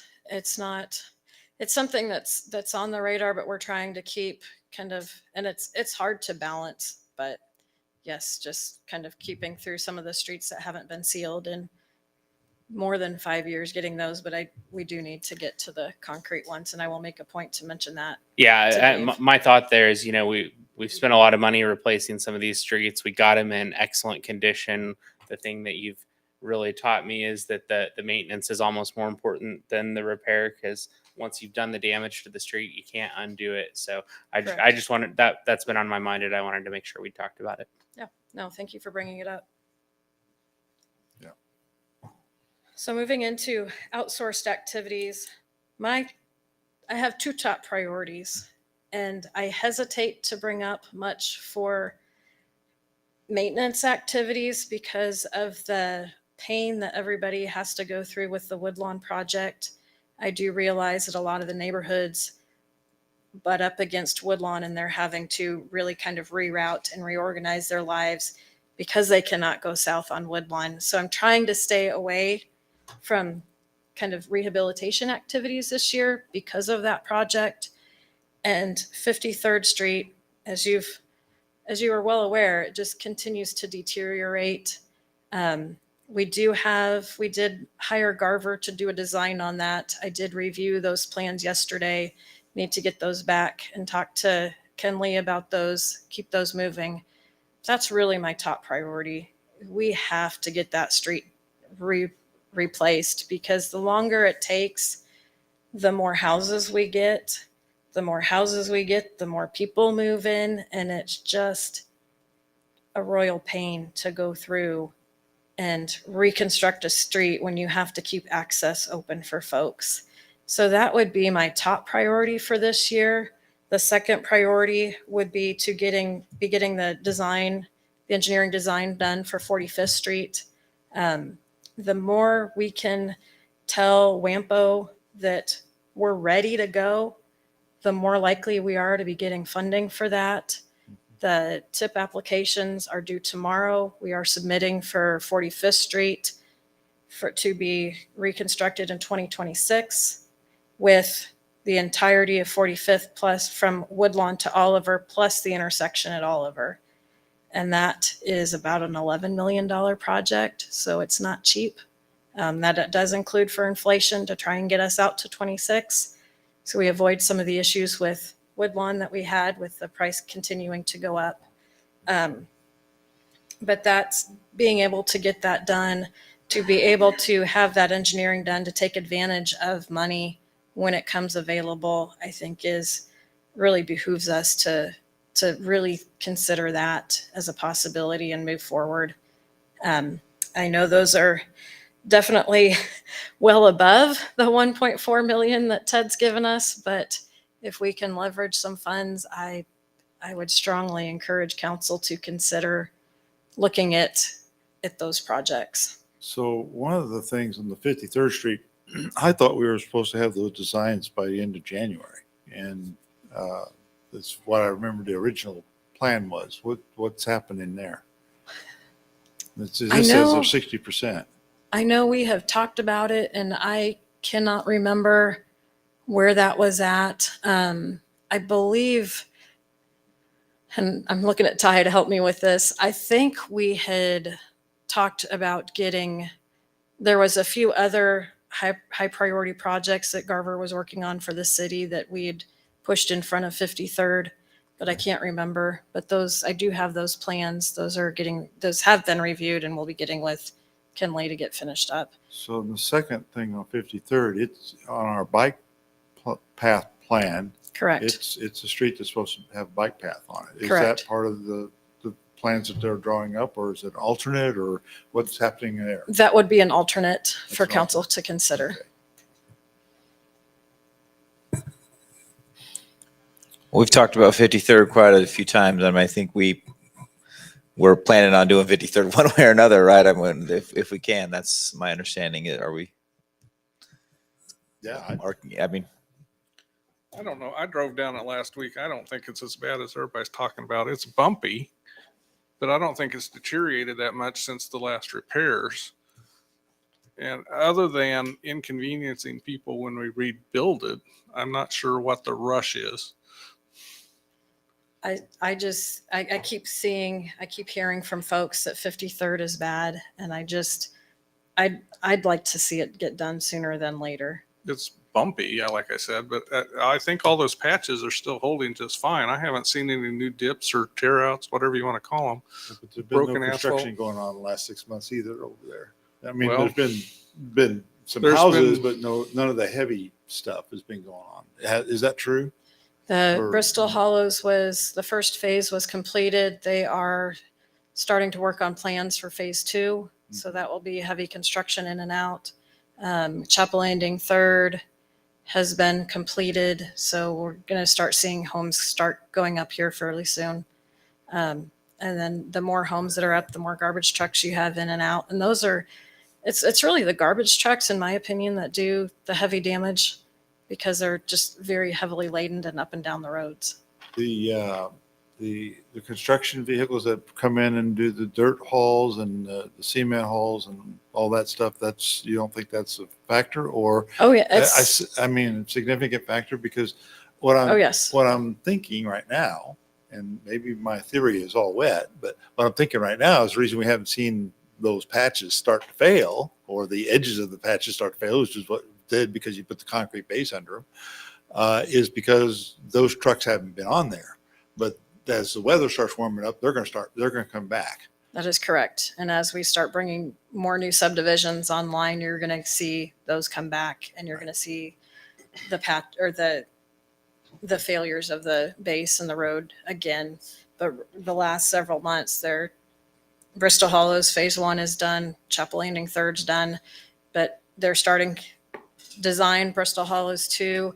We've got platting in front of us for Chapel Landing 6th, as well as Chapel Landing, the other piece that butts up against 53rd, as well as the Homestead Senior Living, which most of that will come off of Oliver, but we still have more heavy construction coming up.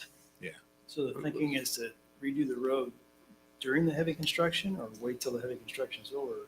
You're worried about your base being destroyed if you don't do the road early? The exact timing is still kind of up in the air because we don't have the plans completely done yet. Just took bids this morning for Rock Spring 4th. Contractors are swamped, just like everybody else. They're struggling to get material. They don't have employees. There's too much work out there. So the earlier we get it out there, the earlier we can plan for it, the less expensive it's going to be. But, the time period that we actually put it out it's up to you. When do you want to spend the money? Do you want to spend it this year? Do you want to spend it in 23? Do you want to spend it in 24? We've talked about this for the last several years. We keep spending $30,000 to $50,000 on patch repairs every year. At some point, it just needs to be replaced. Okay, so I want to do it where we don't have to spend another $50,000 to patch repairs, okay? Because we've already spent several $100,000 on that road. I'd rather spend another 50,000 in patch repairs compared to 2 million. Just keep throwing it down the drain. I wouldn't do that. Well, until we get to something stable, I mean, I don't want to go build a brand new road just for a bunch of construction equipment to drive up and down. But none of us have kids that go to school there, right? So we don't have to drive that road. But people with, that's what I was appreciating when Jeff was on, because his wife had to drive that thing every single day to take his kids to school. And I know none of us have that, but that's a well-used road, and that's not going to end, right? It's like one of the few roads that traverses the county, especially on the north side. Only one, Yeah. I think. And that Through doesn't the concern me metropolitan either. area. There are other ways to get across town. I don't think we should be footing the bill so people can get from East Sedgwick County to West Sedgwick County. I don't buy that argument.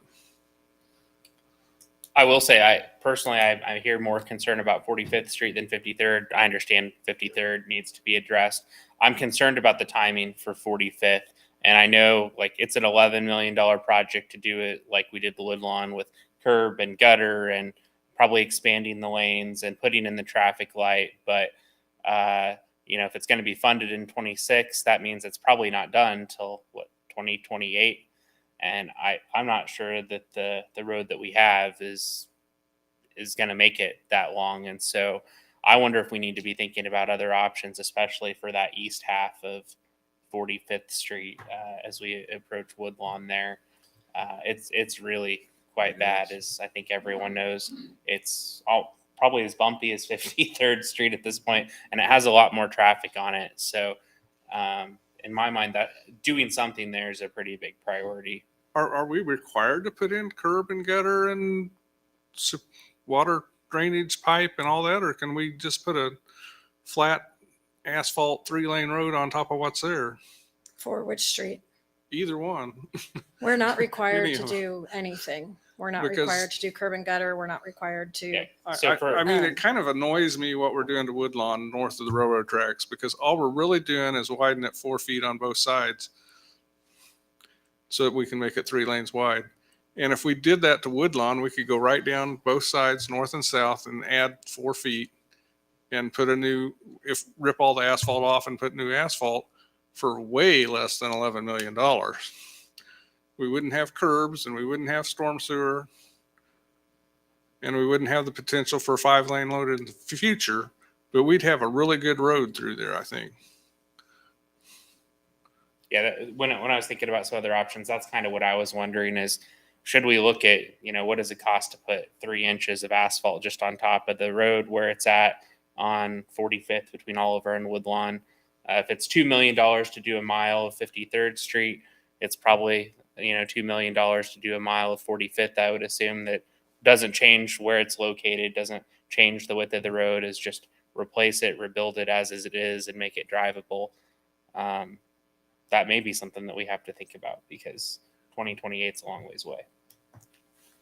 I want to understand a little bit from your perspective on the WAMPO and putting this in the TIP, because it's already in the, what's the other term? The MTP, Metropolitan MTP. Transportation It's already Plan. in the MTP. So WAMPO's aware that we're going Correct. to come forward with this one of these days.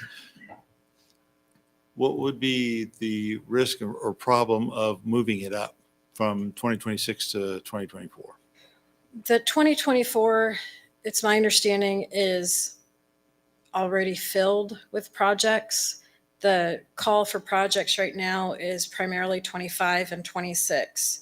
There may be some funds available in 23 or 24, but that's a maybe. Yeah. There's nothing guaranteed. With this being an $11 million project, I don't know that there's going to be $11 million worth of funds available for that. Yeah. And unless if we just go through with a 3-inch lift of asphalt, as Mr. Smith suggested, I don't believe it would be eligible for WAMPO funding. It would have to be that reconstruction. So we'd have to foot Yeah, that bill. we would have to pay for that. I think that's Okay, what but- you But suggested. we're going to pay as a temporary. But if we pay, if we $670,000. pay 20% on $11 million or we pay $2 million, we're real close to the same amount of money. So which is the better deal for Bel Air? You get a But different you're quality getting, street. yeah, you're getting totally different street. I know you do, but which one's good enough? That's your And decision. which one's going to last just as long? We all know the asphalt street's lifespan. And so So I this- don't know. And but- I want to ask about Cypress too before we get off of this, but I drove down Cypress the other day and I noticed lots of cracks in Cypress. Does that mean it didn't get a good base, or does it mean we got too many heavy trucks going down it? This was south of 53rd. And I I have not saw been down. cement trucks driving up and down there while they were pouring the new road, which I thought was the wrong direction they should have been going. They should have started at the north and gone south so they didn't drive over I've- existing road. But I've not been down there recently, so I cannot say. and I was shocked because I don't remember seeing it the last time I drove down there, which has been a few months. Gotcha.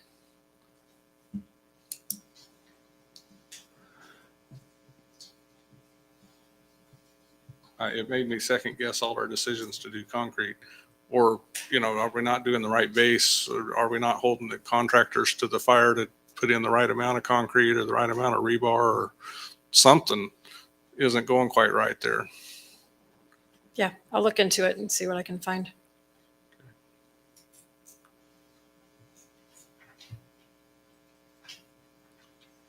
Step off my box. So you kind of need some direction, what you want us to do on this. Correct. And, I guess, and I'll kind of throw this out there. Where we're at with the sealing of the streets, we did slurry sealing in a few neighborhoods last year. The next neighborhood that is on tap would be Summit Hill, which is adjacent to 53rd Street. I know council is not happy with the slurry seal that went down. We have done some research and are strongly recommending looking at HA5, which is it's about maybe 1/8 of an inch of material that is placed over the street. They've used it in El Dorado, have been very happy with it, but it's a 2-day cure time. And with the struggles that folks are going through right now, the inconveniences of Woodlawn being not fully open to traffic, I personally think we need to hold off until Woodlawn's finished before we introduce another inconvenience to folks. That's the area, Danbury, Correct. south of 45th, Yes. that area. Okay. I agree on the I- 2-day seal, but I think, yeah, you should hold off on doing anything with it for now because we don't need to inconvenience those people any more than they are today. You said council was not satisfied with the slurry seal. I don't remember that. Is that? I made something some comments about that, and it wasn't that I was dissatisfied with it. I was interested in what other alternatives there were. Okay. The concern that I had with it is that when it's applied, and it leaves a really rough surface. Yeah. The road is really rough, and so kids out on their bikes, they fall down, it's gonna tear their skin wide open because it's way rougher than it was before the Sure. slurry It seal. is. And then honestly, when it's applied, it's messy. You know, you used to have nice lines where the curb and gutter started at the edge of the asphalt, and now there's just like chunks of asphalt glued there, and it doesn't look good. It took something that looked really nice and it made it look a little less nice. And the street looks better because it kind of looks like a new street, even though we just put a slurry seal on top of it. And it's doing its job in protecting the street. And that still may be the right solution to apply. But I was interested in, is there a different alternative that we should be considering that could accomplish the same thing, be cost effective, and maybe leave a little different results as a layer on top. So, And as I remember, a lot of cities are moving away from slurry seal to other things, right? So even in the future, like slurry seal is probably not going to be an option because there's not going to be very many companies that are going to even provide it. That's how I remember it anyway. I think there was one company that provided the slurry seal, but yes, you are correct. A lot of cities are moving away to other technologies. And Dave and Tim spent a lot of time researching the other technologies, and this was their opinion of the best bet. I can certainly bring that information to council once we start looking into it would be the interesting if you ceiling mentioned again. El Dorado has done it. If you could send us those locations, Sure. it'd be See what interesting to it's go like. look at Yeah, it. yeah, it'd be good. I was talking with Pat Stivers here a few months ago. I don't remember how long, but just off the side conversation, I was talking about the slurry seal. He says there are actually 2 contractors in this area that are doing it. I didn't get their names, so you want to call Pat? He can tell Sure. you who it is. Okay. And I can't remember if we had 1 bid or 2, but I know Yeah, we okay. reached out, and I know it was kind of a struggle to find folks that did this. But I'm going to throw in something to Justin here.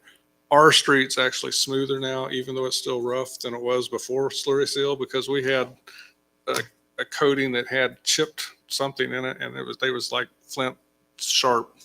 It would cut you open bad if you fell on it. It wasn't just an abrasive; it was like falling on a knife. And I think over, the past 6 months, the surface is actually smoother than it was when they first did it. Now, the like neat and clean aspect of it hasn't improved, and I don't No. expect it will improve. But the texture itself is somewhat better. It's still not even. It didn't get spread evenly everywhere when they applied it. They applied it really quickly and not precisely, and I think that contributed to that. But it is better than it was than the day after it was applied. One of the good things about it was you could drive on it 4 or 5 hours later. Yeah. And I think that does contribute to to some of the problems that we had was they did keep the streets open, half open to traffic. And if they closed the entire streets for a day or a period of time, then I think it could be a better product. But trying to work, I mean, you'd still have the roughnesses, but until cars wear down that surface. But And yeah, to be clear, I'm not saying I wouldn't vote to do Sure. a slurry seal again. I just wanted to know what are the alternatives. sure. Yeah, because these new technologies are coming out. We need to know about it. I'm excited that he did the work to figure out what those are, and we can become more knowledgeable. I think it looks like slurry seals a thing of the past, probably. We could even try something new on a block or something and see how it Yeah. holds up and what it Try looks that. like after it's down. So one of the other contributing factors, I think, your case is just like mine. We're at the end of cul-de-sacs, so it gets a little harder to lay that smooth cul-de-sac because you're trying to turn a truck around and lay stuff down at the same time, and it gets to be a challenge. So Yeah, well, I watched them do it, and it did kind of overlap because yeah, it will. you can't do a half circle and come back and fill in the circle. You had to put a straight line over half an arc, so Right. it was double dipped in places. It's going to be. It's just the way it is. Okay. All right. Cool. I'm interested in seeing what we can do on 53rd, what the numbers look like when we can get those. I don't know if we can move forward with that or not, but I am interested in seeing that. My personal feeling, I think that engineering study on 45th and intersection at Oliver and 45th needs to move forward so we can have some real numbers to give to WAMPO. I think if I remember, is that in this report? It was about 600,000 to do that engineering work. 670,000 was the estimate. Oh, that's an estimate, That 670. the applications are due tomorrow. They do have that There it is. estimate in there for the design fees as well as Mhm. the $11 million for construction. So that's going to WAMPO tomorrow. What this 670 would be to get you the design plans. Right, which we'd For have that. to pay for anyway. Correct. Yeah, And to my- share that. My thought is before we go spend almost $700,000 designing what new 45th Street could look like, I would be interested in an estimate on an alternative to that of what would it look like to just fix 45th Street as it is. Don't go put curb and gutter in, don't widen it, don't put in a traffic light. What would it look like to just fix the street? Because good.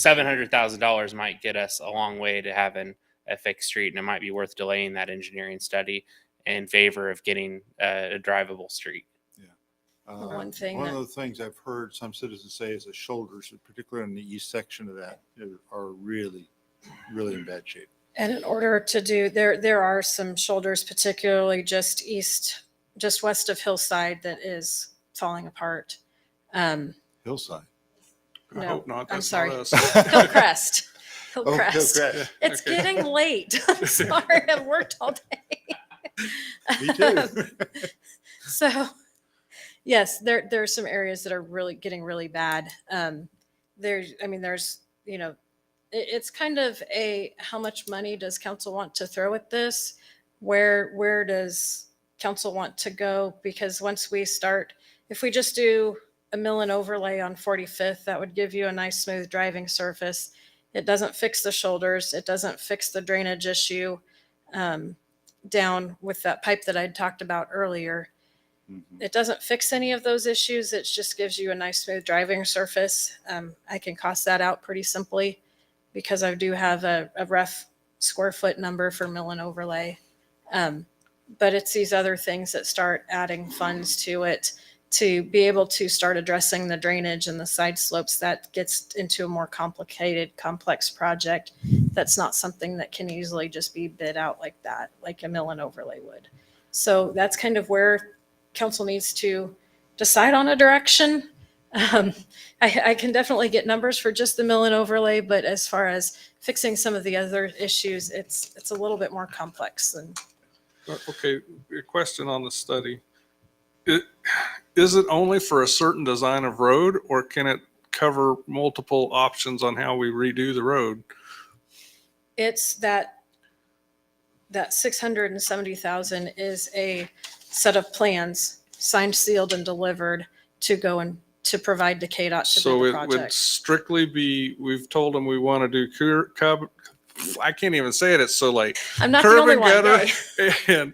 and that's what he's going to design. He's not going to look at anything else.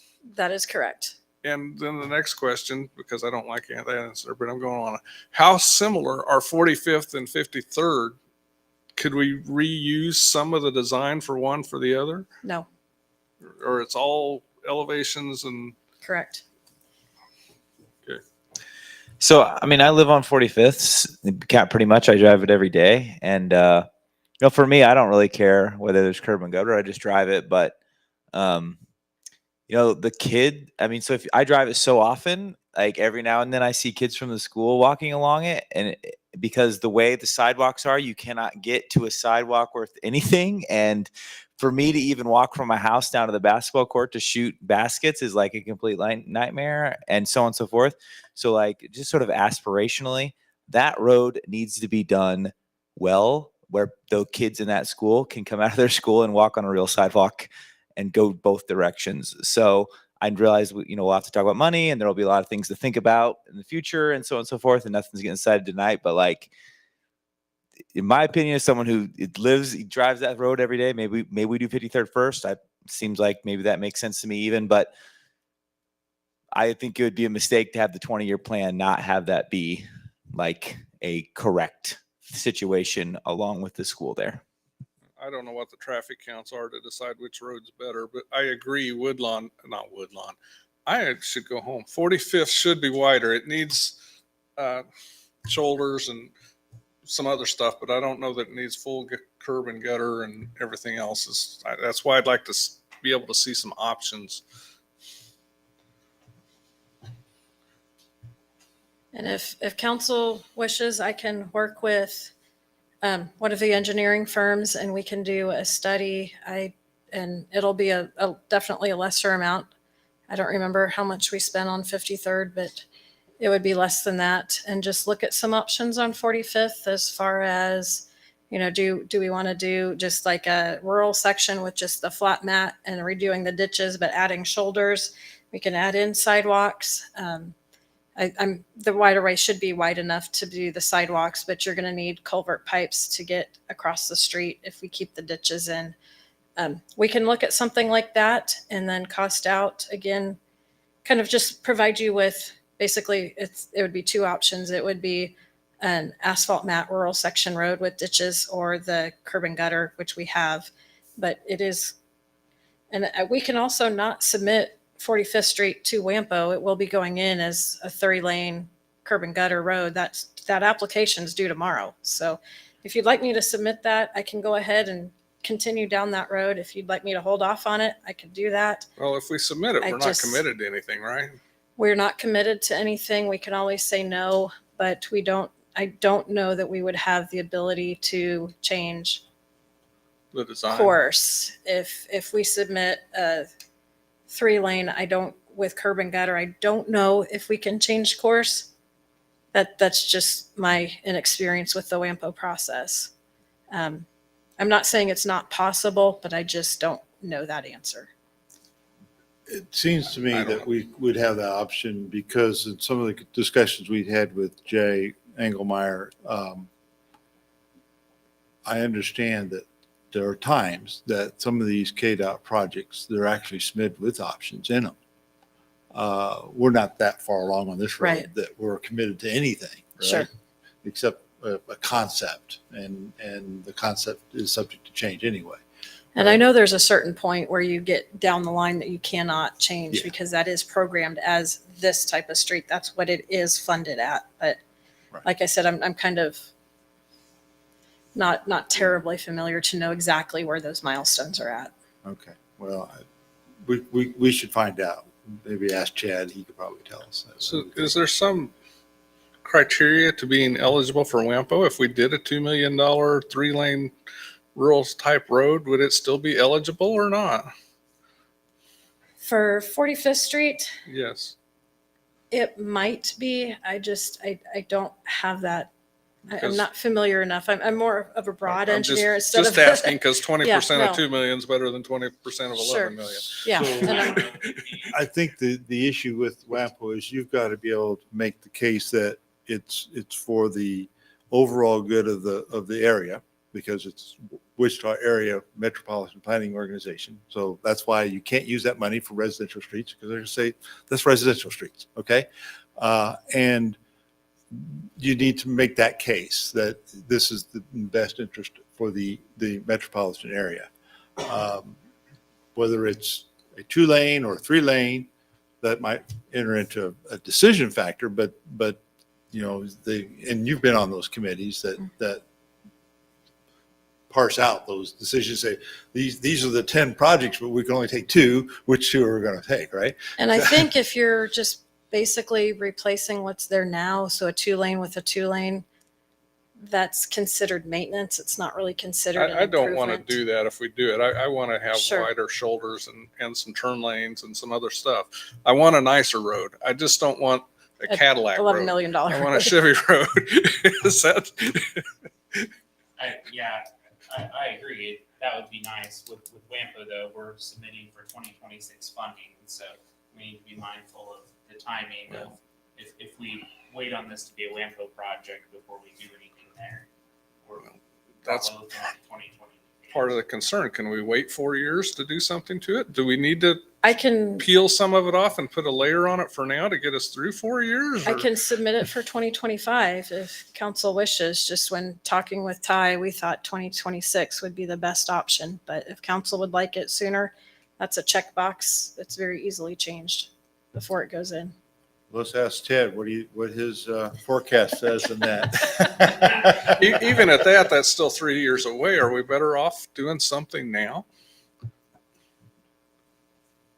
If it gets accepted into the TIP and it's 4 years away, 3 years away, it's not, in my opinion, it's not worth putting in a couple $100,000 to put a mill and overlay on the road. It's money that would be thrown away. It's not going to be reused. It's worth just kind of continuing to limp it along. But if we're serious about going down and with 45th Street and getting it, we'll know by October, I believe, if it gets funded. We can move forward. If it does not get the list, we can move forward with a mill and overlay and go down that road. The problem is, it's kind of a waiting game either way to figure out where you want to spend your money. Where do you get the most bang for your buck? And that's kind of the hard thing. Okay, so how much patching can we do on the section like there by Hillcrest that you said where the shoulder's giving out? We need to do something. That's something that I have to get a contractor out to take a look at, because I don't even know what you would do to get it to stay, because it's a pretty steep slope. And that's one of the problems with the ditches is it's not a gentle enough slope. It's too steep and water just continues washing it out. Once you start a pathway, it just continues. Okay. I don't think we heard an answer from Ted on 2025. Yeah, I didn't. He didn't get a chance. So I have no concern with moving a project like that up 1 year. Okay. I know I'm a kind of a finance guy, but what we're talking about is vision, what you want in the next 20 years. I plan on being here quite a long, so that's my vision for Bel Aire is nice streets, nice way to go. I can't wait to take my kids to the amphitheater across the street from City Hall. But anyway, that's kind of the thing you got to start when we're talking 28, 29, 30, 40. What do you guys want the city to be? And let's set our direction towards there. And that's kind of what I'm thinking. And I understand the practical side of let's use $3 million today or $2 million today. But I would be more in favor because of the flexibility we have now to structure. We can start planning, plotting this stuff pretty easily and without huge rate increases, that kind of thing, because we are growing. And we also have some land debt that's coming off, and we can restructure that land debt. That would be, we could do a whole workshop on how to use this $3 or $4 million to actually help us in the long term of financing some of these. We're going to have rock that's going to come due here pretty soon, as well as 45th and 53rd. I know it's okay now, but in the next 10, 20 years, that's what I'm thinking and looking at is how these businesses in Sunflower Commerce Park, when they come off their abatements, how that's going to affect us, as well as all the new development. And it all accumulates to a lot in the next 10 to 20 years. So that's where I'm looking at. I'm not opposed to moving something up 1 year. Now, if you're talking, I want to do $8 million this year, that's when we're going to have problems. But when you look into the future, that we can be flexible as a growing city, that we are. And what's the payoff date for the land debt again? Is that 27 or farther out? I can't remember. It's what you want. No, it's 34 right now. Before, okay, so and then it's definitely a long range plan. We can do other things with it as well, because we allowed that rider to prepay some principal. I just was looking for more money to come in the future for road. It is 2034. Yeah, that's a long ways off. Yeah. So have we kind of wrapped up all these issues here? Or did we make you more? Before we do, we lots of decisions need to be made in the future. I mean, I just hope Bel Aire stays a beautiful city, and a curb and gutter along a street with a school on it long term does not strike a beautiful city to me.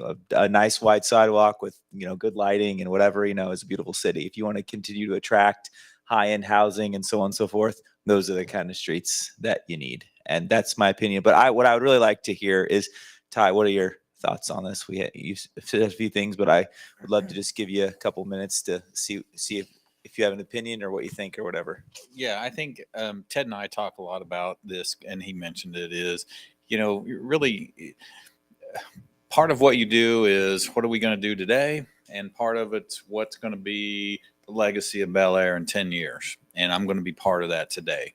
So I think, the issue with 45th is, can you do curb and gutter, or can you do ditches? Maybe. You got to look at the right of way too, because, if you're going to do a nice road, even if you want to do a 2-lane road, if you're just going to do a nice 2-lane, then you're going to do some nice shoulders. And then do you have enough for a ditch? And then what about a sidewalk? You need to put sidewalks in. Their schools over there. And so that's a lot of reason why you do the curb and guttering, is because it buys you more room. You could get a bigger road in. You don't have to worry about shoulders because you have a 3-lane now. You've got a bike path or a walking path, and those types of things. So, and as Ted said, you're looking at long range. 2034 was when the land's paid off. Again, if you noticed in your report, you got about over 3 million sitting in your land fund. You're going to close 600,000 this week. You're going to close on another over $1 million. So by the end of the year, you're going to have 5 to 6 million sitting in your land fund. Do you want to put that towards principal, and all of a sudden that's now paid off in 2030 or something like that? That's an option. And that allows you then to, if you do this project in 2025, do a 3-year temp note. It's actually hitting in 2027, 28. You pay early on your debt. You get, all of a sudden things are turning around very quickly. So that's why I think keep in mind that there's some things that are going on today that's going to allow you to do the big project, the 45th $11 million project, and you're going to have funds to do it because that land debt's going to be falling off maybe quicker than what you thought. Yeah. The mayor's talked about, do you do that, or you got 5 million sitting there, and do you use that? Those are questions that you got, but don't worry about what do we do today with $1.2 million, and should we just kind of limp along here and there? You can make some long-term decisions because you've got money there to make some major improvements. I think one of the things we talked about earlier in this meeting was trying to do some leveraging with some of these funds that are coming out that we don't even know what they're going to look like. And we know the legislation has been passed. We just haven't seen the projects. We've seen some with the ARPA. We're going to see some more with the IAJ. Just don't know what they are yet. So I think leveraging that money is what I think would be our wisest thing to do. And maybe that will help us then define some of these other things, but I don't have the crystal ball. Okay. Yeah. And that's the problem.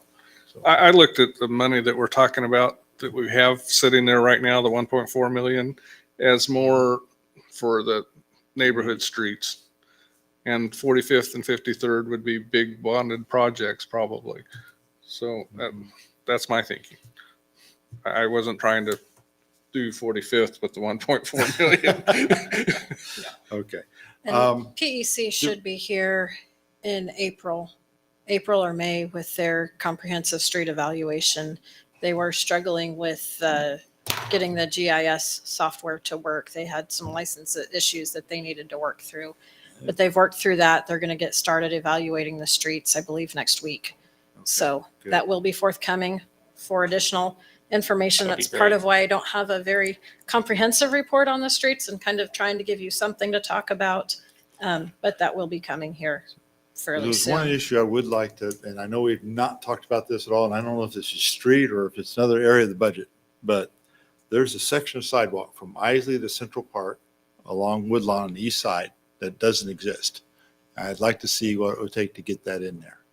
If we complete that, when Woodlawn's completed from 37th to 45th, we will have a sidewalk clear through the city from 37th to 53rd.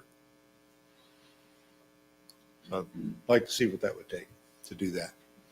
There's a piece in there, I think it's going to have to be shored up or taken out. I don't know what's going to have to happen because there's some erosion underneath it already. Sure, and I think that's the sidewalk that is not there. And there's a lot of grading work that's going to have to be done and some trees that may have to be removed or relocated to get something in there. But for whatever reason, it was not planned, and we'll have to work with the HOA because they're maintaining that now, I believe. Yeah, I So- understand all that. Sure, but yeah, But we the other can, side of it is, and I don't know this for a fact, but I surmise that there's probably some kids going to Isley that are going through the neighborhood because there's no sidewalk. sure. And we can certainly look at that and see if we can come up with a cost estimate. Okay. Would that sidewalk need to be wider than what's south of Central Park? That's kind of a narrow sidewalk, isn't it? More of an older standard. It's Yeah, not- sidewalks can be pretty much whatever the city wants. Our standard is 4 feet right now. And I have not measured that recently to see what it is. Okay. Anyway, I'd just like to see what that looks like. So, okay. Any more discussion on capital improvement projects? Okay, guess we're done with that. Thank you. Yes. Nice long discussion. Don't know how much direction we have, but okay. Lots of money to spend. Other issues I would like to throw out, and we don't have to be in a long discussion about it. We can drop it as fast as we bring it up, but I would like to throw out a concept on Aurora Park that I'd like to just suggest. I'm suggesting that we go ahead and put out is it an application that we call it, or what is it called, Ty? It's a petition. A petition, okay. We put out a petition to all the property owners in all three neighborhoods, Aurora Park, Cozy, and Hillcrest. And they could be approved individually or together to pave those streets as the proposal was made by Ken Lee and Garver. Garver, right? Okay. I'll make sure I have the right company. And to discount it with an appropriate spread, $700,000 due to delayed maintenance of the ditches in all those neighborhoods. And the reason I want to make that suggestion is that I am hearing conflicting inputs from the neighbors in those areas about what they want. I hear some say they're fine with paving it. They want it done. And I hear others say, don't you dare. And I hear others say, well, if you just did this, or if you just did that. And from what I'm seeing from our public works people, they're doing everything that all the people in the region do to take care of that road. And nobody's happy. And I'm sure nobody's going to be happy with this decision either. But at least this way we get a real vote about what the own property owners think, if they want to do this or don't want to do this. And otherwise, what we're going to deal with is some people are going to be more vocal about their opinions, and I appreciate that. I understand that, and some are not. But I've heard both. I've heard it both ways, and I don't have a favor of which way it should be. Okay. Are you suggesting a mail-in type ballot? It's not a ballot. This is a It's- petition, yeah, I know, just but- like you do with all the developments. They do petitions, but in the other developments, you got one property owner, so he signs petition, he or she signed a petition, and it's That's done done. because they own all the property. In this case, you have multiple property owners, so they sign their part of petition, and if a majority of the property owners agree to it, then it goes through and it's done. but it has to be a majority. So what I'm hearing you say is that people have to care enough to sign the petition to get it done in the neighborhood. If we've got 40% of the people that don't care one way or the other, they're going to be, even if 30% of the people want the road and we got 40% that don't care enough to sign, the 20% that's left over get to say we don't get roads. I don't know the answer to that question, how the petition works, and do you have a feel for that, Ty? So yeah, it's got to be 51%. So if there's 100 lots, 51 people have to sign the petition, and if 49 don't, then it still goes. So 51%. Okay, but that's not quite the scenario I mapped out. Neither side had 50%, and the don't cares were, You can So- only give you the affirmatives back. yeah. So I'm trying to envision this. I'm assuming you don't go door to door, knock on the door and say, "Hi, I'm Ty Lasher. Would you like to sign this?" How does this explain more the mechanics of how people would know about it and so on and so forth? So my thought or suggestion would be that we would draft a letter and explain, everything that the city's done, and what the proposed improvements would do and what they would cost, and then and that if less than 51% don't sign the petition, then everything stays as it is. Maybe the city would go in over time and dig out some ditches and some things like that. Just be on, however much the city wanted to budget each year to do that. And then they would have a petition that would say that their lot, and them as the property owner, they'd sign it and then return it. And then we'd give them, 2 weeks or a month or however long. And then at the end of that time period, we would add up how many petitions we receive back, how many lots there are. And if we hit 51%, then we would then move forward like we did any other project. If we didn't get it back, so really as John's suggesting, you've got 20% that don't care, you got 30% or 40% that are against it, then and only 40% sign the petition, it doesn't go forward. Those would be certified letters, so that we know that they got the letters. Mhm. Right. Okay. So I guess the question is, are there people that we know of in the neighborhoods that are for it that we would hand the petition to and tell them to go neighbor to neighbor? Or are you really doing just a mail-in opinion? Yeah, it'd be how you thought it would be best handled. My thought was we could just do a letter, but if you would like to ask the people that are for it to circulate it, I think if we're going to do it that way, where they have to get 51% for, we should have the people that are for it circulate the petition. I actually think sending it to everyone by mail would be a lot more effective, and I think neighbors are going to talk about it anyway. It's okay. I think it's okay to notify them by mail, but I think somebody that's for it should be running a petition around. Would you like to speak to council? Please come to. I think that's blatant bias for you to say that someone who's for it should go door to door to push for it. Well, do you want a petition that says we don't want it, and you want somebody that I doesn't want want it to it go done. around? I want it done with you guys who are just presenting it and let us manage our neighborhood. That's why I'm suggesting that you take the petition and you go door to door. I don't. And I wanna will do go it. door to door saying, don't sign this. We don't want to pay $200 a month for the Okay. next 20 years. And that's fine. And that's what I when would you do. do that, you understand that you will still have dirt roads, you will still have dust, and you will still have drainage problems and all that. And you won't come back to council and dump dirt on the floor. So if you go back and ask someone who moved into our neighborhood 10 years ago what the roads were like when they were moved in, there was not a dust problem. The dust problem is due to, I don't know what, but it is not a long-term problem. It has been created in the last 5 to 6 years. Okay, So then I will task you with finding a good solution, because everything that's come up so far has done nothing to alleviate the problem of the road. Even putting asphalt millings on it is a bad idea. It would have kept the dust, but we'd have had an awful road and you wouldn't have liked it. When I moved in there, the millings had been laid down from one of the roads, And they broke recently. up and and it And all was kinds of great for about problems. 10 years. so why don't you want an asphalt road?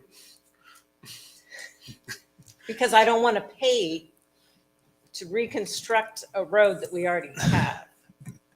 Mr. Mayor, I don't know if arguing with citizens is, I think I- they should be able to talk, but arguing with I is appreciate maybe the not. input, And I understand. You guys want to bail everybody and give everybody the opportunity to express their opinion, that's one thing. Yeah.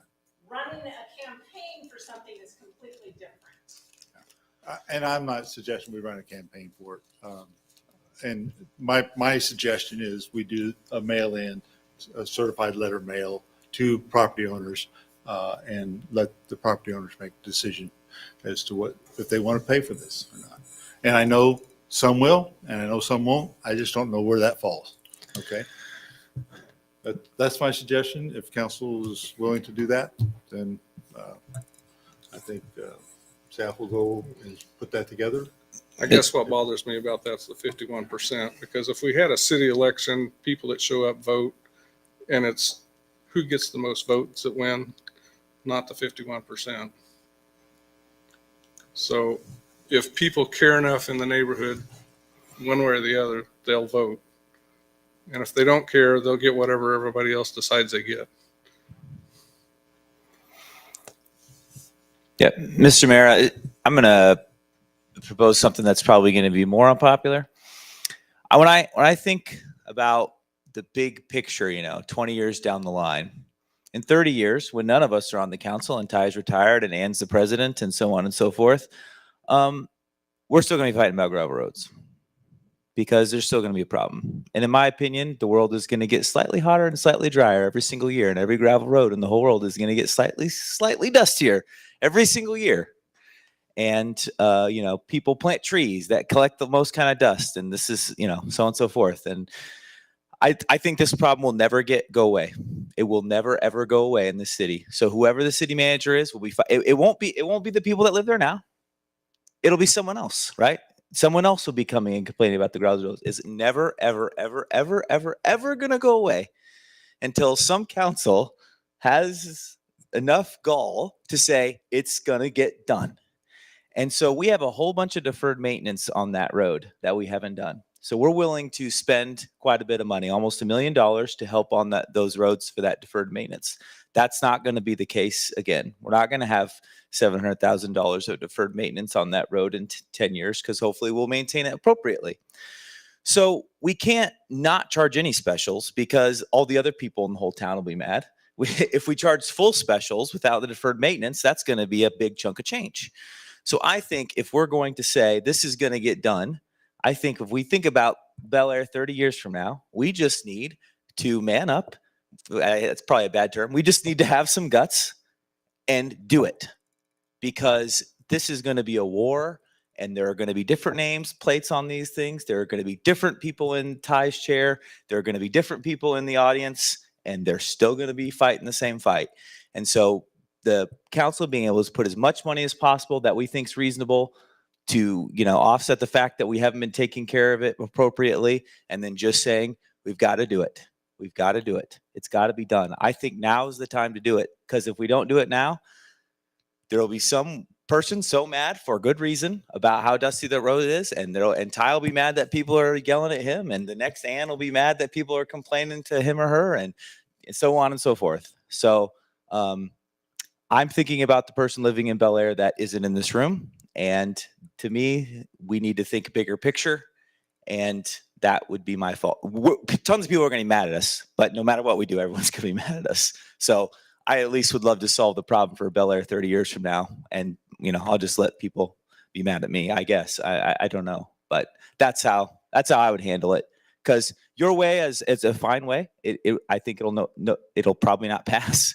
And we can do that if you want, but I don't think that's the way to go. And of course, I'm also very against anyone that, especially, disabled or retired or whatever, that no one gets kicked out of their house for this, right? We'll create up some kind of grant or scholarship or whatever. Scholarship is probably not the word, that makes sure no one, gets pushed out, because that would be a super big shame to have someone who retired there, for example, not be able to make that payment. But if we don't do it now, there's not going to be a better time. Whatever council ever does it is going to have tons of people super mad at them. And because we have this deferred maintenance opportunity, I think we just need to have the guts to get it done. That's my opinion on it. Well, I think we need to do it too. And I think part of the reason to do it is to eliminate maintenance on dirt roads so that our crews don't have to know how to maintain two types of streets. That's a benefit to Bel Aire. And I would be willing to put it to a vote to the council that we do it without citizen approval, but I'd like to have citizen approval first. And if we can't get enough either way, then I think we ought to decide. The 51%, I don't think it's going to happen. It might, but I don't think it's going to happen. I don't think either side will get 51%. Yeah, that's where I don't know. I don't have a feel one way or the other, but that is certainly an option. Council, from what I understand, does have the authority to just do this, but I think it would be best to get the citizens or the property owners to make that call. If we find that, you got an inconsistent result, then maybe the council would need to go make that. Because we've done those surveys and they're massively inconsistent, right? Like they're massively But inconsistent. The difference here is this is not a survey. This is, if you got to sign this, but this is a lot more rigid than a survey. I understand, It's but more rigid than a vote in the voting booth. But the current people are split. Bel Aire 30 years from now is not split. Every Bel Aire 30 years from now absolutely wants those roads paved, So that, to me, that tips the scales, I guess. And without us being able to put a chunk of money towards it, that's, Yeah, I don't know how split they are. I just hear input both ways, and I don't know how to judge between them. Part of the confusion 6 months ago was nobody knew what it was going to cost. Right. So now that we have some fairly accurate costs, people can make a decision for their neighborhood. I do worry that it's going to be difficult to communicate all of the information accurately and effectively by mail. And so relying solely on sharing all the details with, how does this, city offset that you're proposing work? It may be challenging to communicate that in a letter. And so I don't know that I have a better proposal right now. I'm kind of thinking on it, but I do see that as a challenge. Well, let me just throw out just an idea, just playing on what you just said. How about we send a letter out and we have a public forum that they can come and get more information about? But the problem with these public forums is certain people show up and others don't. Okay, but at least they would have the opportunity to come and get more information. But it's still a letter that says, this is a petition you sign, or you yes or no. Okay, so that it's, maybe you say you get 3 weeks, in a week and a half, we're going to have this public forum. If you want to come and get more information, you can, but we're still going to expect a response in 3 weeks. Just throwing out ideas. Think out loud. No, I think that could really be helpful in having a forum for folks to answer questions. And I do connect with your comments, Dr. Schroeder, on, there is an opportunity now that won't be there in the future, I think, in terms of being able to apply basically a deferred maintenance credit. And so I think that's really important to make sure it's communicated well and that everyone understands that, because, the future Bel Aire, maybe at the $200 a month special level if they want those paved streets, and the current Bel Aire may be at $100 a month if they want those paved streets, and that's a big difference. That's a lot of difference. $100 is still a lot a month, especially if you're not planning on it and you're not expecting it. That's still a lot of money, and so it still may not be enough to be justification for residents to vote for it. But along those same lines, and Ted, you please help us understand that those payments don't start until you bond that out. When would you bond that out? Would that be a year down the road, 2 years down the road? What would be your prognostication of that? Yeah, I'm at most specials right now. We temp note 3 years. 3 years. So on you're the looking at fourth- 3 years before. The December of the fourth year would be applied to the taxes if we went the specials route. Okay. And that's something we would explain as well. Yeah, At some yeah. I point. mean, we do with every. Okay, thank you. So, all right, so we have some understanding about that as well. So, anyway, So one question from the new guy: where did we get the 700,000? Is that as sweet as we can make the pot? Have we considered the fact that these people have paid taxes for 20, 30 years in the city? Is there anything we can do that way to? let me explain the 700 because it's my number. Okay.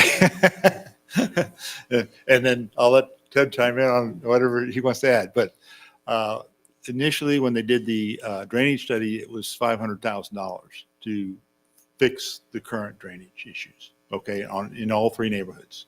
Okay, we're spending $30,000 to $50,000 in maintenance each year. So rounding that out, 4 years is another 200,000 that you would save city having to pay into the future.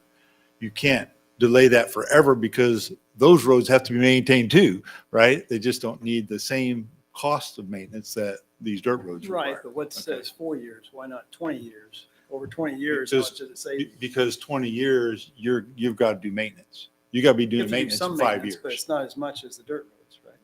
You're saving every year that you have. Right. So you use an aggressive number. I mean, we're not spending 50,000 a year. You use an aggressive number and saying, okay, 50,000 a year is an aggressive number.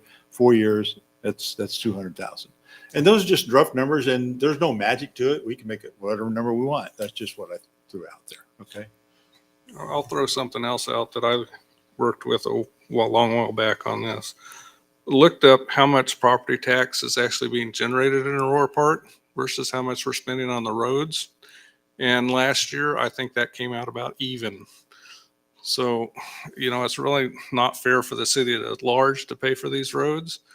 I agree with the drainage thing. We should pay for some of that because it's stuff that didn't get done. Okay. But I still think that the neighbors should pay for a majority of the road. I'm not sure I'm clear on that, but Ty, you've been Aurora Parking it and what the other two places as well for a long, long time, right? Give me your experience with that over the last however many years you've been working here, because I've only experienced for 2 years, and it's been a hot button issue since the day I walked in. I mean, is this a 12-year hotbed issue or whatever? However long you've been here, I can't quite remember the number anymore. So yeah, gravel roads are a challenge, and I think that's all we've talked about them numerous times, and the residents have as well.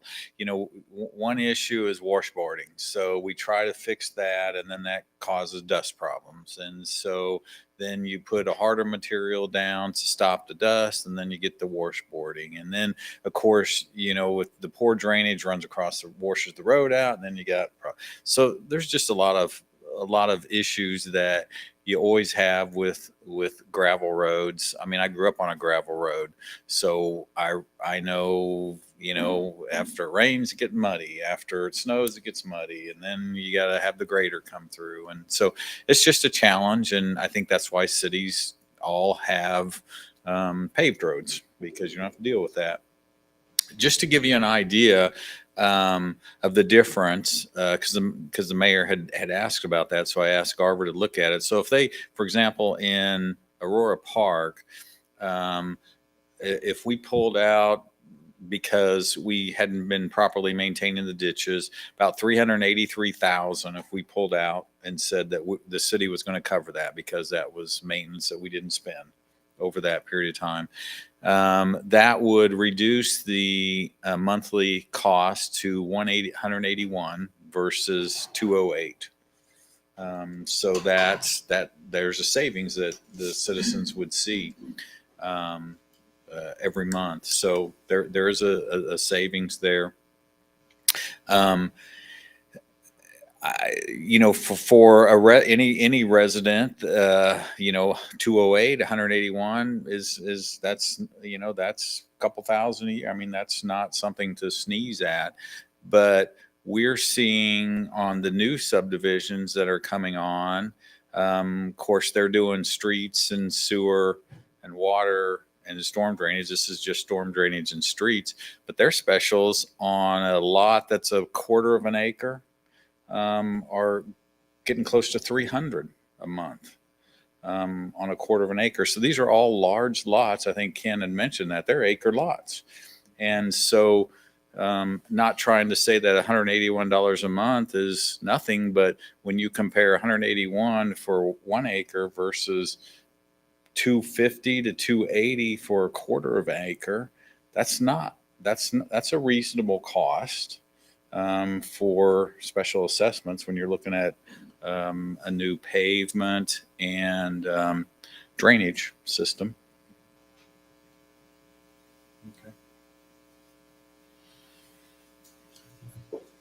You know, maybe to add to your proposal, Mayor, on sending out these petitions, we could include something in that petition, a return postcard that says, I got your petition and I don't want it, so that we could know, you know, you could have something to send back either way, so that we would have a good idea of just overall number of respondents and whether the information that we got back is representative of the people that live there. I think it will be.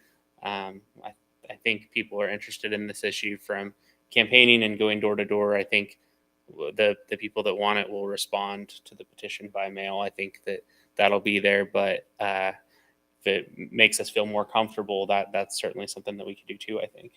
Yeah, that's certainly doable. Yeah. So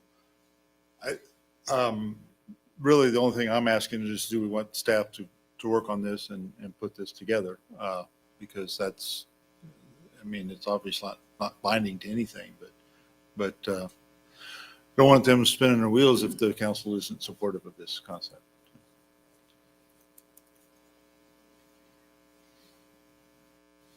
So, and what I'm hearing is, I don't know. I think Because we all agree. I don't that. want We to. I don't know. want to say, well, Joel's saying this because that's put words in Joel's mouth. I've heard what Joel says, but you know, and what I'm hearing him say is he wants us to just make the decision right now as council. Well, we can't right now. We're not in a meeting. No, we're not in a meeting, but Yeah, that's what I would do. I'd put it on the schedule like next and council do it, meeting. and that's what I think. You know, put it on the neck. You know, put it on the meeting, whatever. And the council certainly has that authority to do that. Okay. Yeah. And, you know, for me, I think I'm struggling with this because I do think, you know, eliminating gravel streets is the best thing for Bel Aire overall. I think it puts Bel Aire in a better position from, you know, a staff and a maintenance perspective. It's better, you know, in eliminating the hazards that the gravel roads are causing in terms of the dust. We've heard about the hazards from dust, and a lot of that's speed related, but we can't change the speed limits because we can't get an engineering study that says we need to change the speed limits. And then if we switch back to a rock that maybe was there 10 years ago, then we're going to have different problems with safety issues with the washboarding. And so I think in my mind, it's the better decision for Bel Aire as a whole to pave those streets. I don't think it's such an important decision for Bel Aire that we should probably impose that and those fees on the people that live there if they don't want them. And so I think this isn't such a critical issue that we should force this upon people, you know, if it's not what they want, probably is kind of where my head's at right now. So is that in favor? So it's in favor of your idea. Yeah. In favor of doing the That's the petition? long Okay. way of getting to Okay. that, I guess. Just trying to expose some of my thoughts. All right. It's a Well, I appreciate complicated that. issue, and you know, I wasn't really prepared to talk about it tonight, so I'm really thinking out loud. Yeah. For sure. Okay.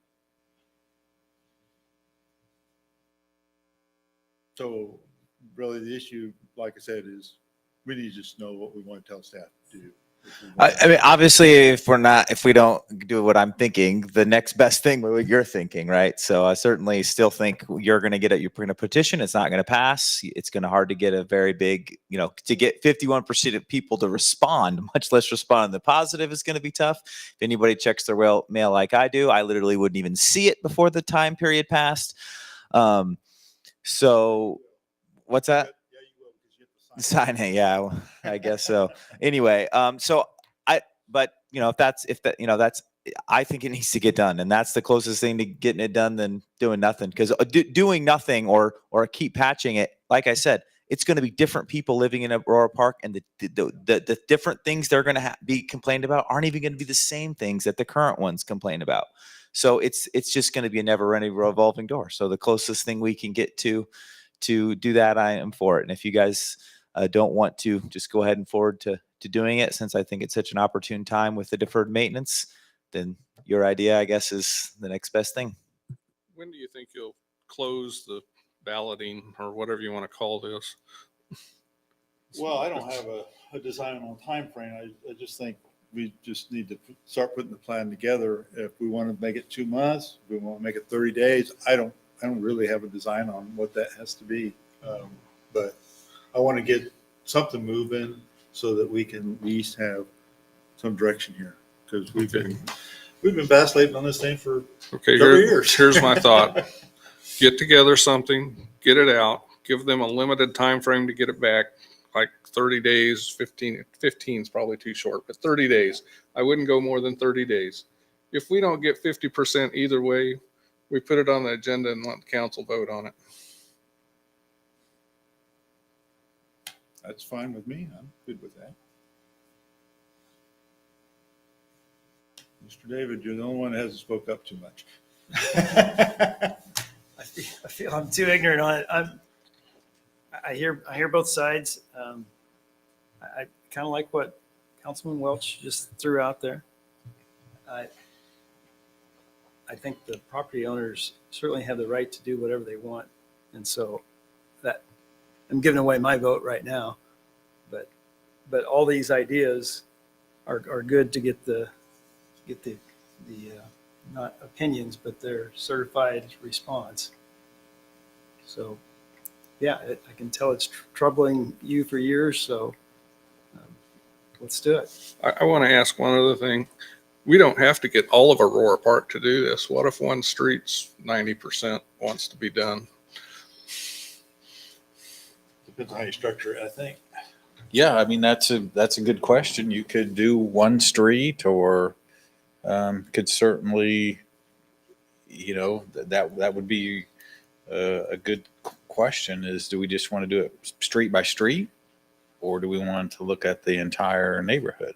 It would be more See- economical if we do the whole neighborhood, but Well, not only that, I'm going to probably say, let's not do that. I think we have three divisions. We have the Hillcrest area, we have the Cozy area, and we have the Aurora Park area. I think each one of those individually could decide. But I think if you would take Aurora Park and you say, Aurora Park, decide this, and split the streets up, and you, Harding, do you want it? 41st, do you want it? I can't remember all the other streets in there. Bidding, do you want it? And Harding says yes, but 41st says no. Now you got a dirt road coming into a paved road that becomes a bit of a problem. It's not the end of the world, but it can get really. it does really kind a of little depend bit on which goofy. roads which But you people can't- on which you would- roads you vote wouldn't have for it. any way to control that. I mean, Well, if you broke it I don't want to send that out as the question. I'm just saying, Yeah. if it comes back that we see that everybody on Harding wants pavement, why don't we just go ahead and do Harding? That could be a Well, follow-up. I guess we yeah. could make Not that this call. We'd have that option. That would Yeah. be something the council could decide for sure, because If you knew, well, you have to know who the property owners are agreeing to it, because that's part of the petition process, right? Yeah, okay. Yeah, we could certainly look at that if we have that issue. and then when the other people in Aurora Park say, how come my road didn't get paved? We'll say, tough luck. You don't get the extra money anymore. You got to pay the whole freight. Will the petition responses be public? Probably just the counts, not who the people were. Actually, Yes, if they it's a would be. petition, it had to be public. I'm just wondering Yep, about that. That because- may be a consideration. Well, you would make them public at some point. You wouldn't make them public in piecemeal. I mean, Yeah. you'd probably just do it in mock when you got, here it is, and here's petitions that said what it is. Well, if it's like a standard petition, people would have to fill out their name and address. So even if staff did it and generated a Word document or an Excel spreadsheet, we'd have to make all the individual people public, right? I'm just wondering, maybe I don't want the road, but my neighbor on either side really wants me to, and so they're going to know whether I voted to pay for the road with them, and I get pressured into it, and I didn't really want it because they really want it. I don't know. That could be an interesting dynamic, but I guess that's how petitions work in this Gonna area. say, So yeah, that if is what it you took is. a petition around your neighborhood, everybody Yep. know. Well, yeah, this is a little different than the petition that you go and circulate around, in that each individual has their own piece of paper they're signing, right? And nobody else sees that piece of paper until you make everything You make it public, but it would That's when they become would find public out. eventually. It would become public. It has to become part of the public record. Yeah, it is. Yeah. So, well, I'm hearing that there's consensus that we move forward with this.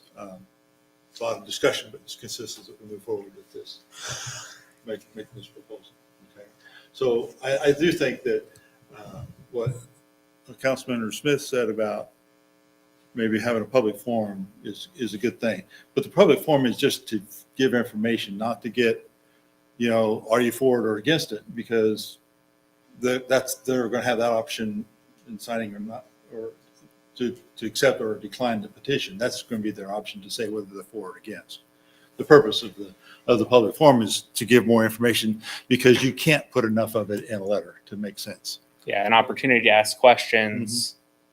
Can we enforce some rules if we do a public forum, that we limit the discussion to the yes or no, not what might be the, I like dirt. Why don't you do something we else? I certainly mean, could- it's we either could certainly this or put some rules this. down. It's not Yeah. we're not considering any third option at this point. Oh, and that public meeting or whatever too, that doesn't, we would want to make that not, I think staff should be the ones answering those questions. Is that correct? Because they're the ones that would have the most information that would answer that, right? It's not us, You definitely need the engineering folks involved in that. Right, because so they're I- going to know the technical stuff, and we need Could- somebody like Ted there, because they're going to know the financial if they're if this is just informational so the people can yeah, if it's informational so people can decide, we are not the information givers, really, right? We are deciders, and so we're not going to be deciders in this. We're pushing deciding to someone else, and so the information givers would kind of be staff at that point. I would assume. I hate to throw staff under the bus, but I kind of think you're right. Maybe we shouldn't even be there to forum to discuss it. I would have no, even if I were there, there would be nothing, I'm sure, that I would say. I don't live there, and I'm not an information giver. So even if I were there, I can't imagine there would be anything for me to say. We'd want to hear if it falls back to your second option, that it doesn't get 51%, then we're saying it does fall back on us. I think so. So we want to hear the information. I think we've got to put this issue to bed. Either everybody agrees that dirt roads are great and we're not going to complain about them, or we pave them. We're doing the best we can on maintaining the dirt roads. I know that. And we're never going to get everyone to agree with you on that. That's the trouble. That's mean, always gonna be the issue. There's not everyone's ever going to agree with you on that. I mean, if anyone's ever thinking about the joys of being a city council member, I'm here till 9:30. I get paid almost nothing, and I basically get to decide who I get to hate me. And so, just if you're thinking about being on city council, take note of that, because it's really not all that enjoyable. Yes. Keep it short. We want to go home. I do think that since we started this discussion, our roads are better. The dust is down at times. The path of being able to walk on the road, because it's not all sand, I can walk down the street. I think that there have been improvements, and I appreciate the work that has been done in those improvements. It's never going to be perfect. Either way, we're going to have problems with asphalt. But Yeah. I do appreciate the work that has been done and the changes that have come. Thank you. I appreciate the feedback. All right. Any other issues we want to discuss? You're not, I'll call us adjourned. We'll see you next Tuesday at 7 o'clock. Mr.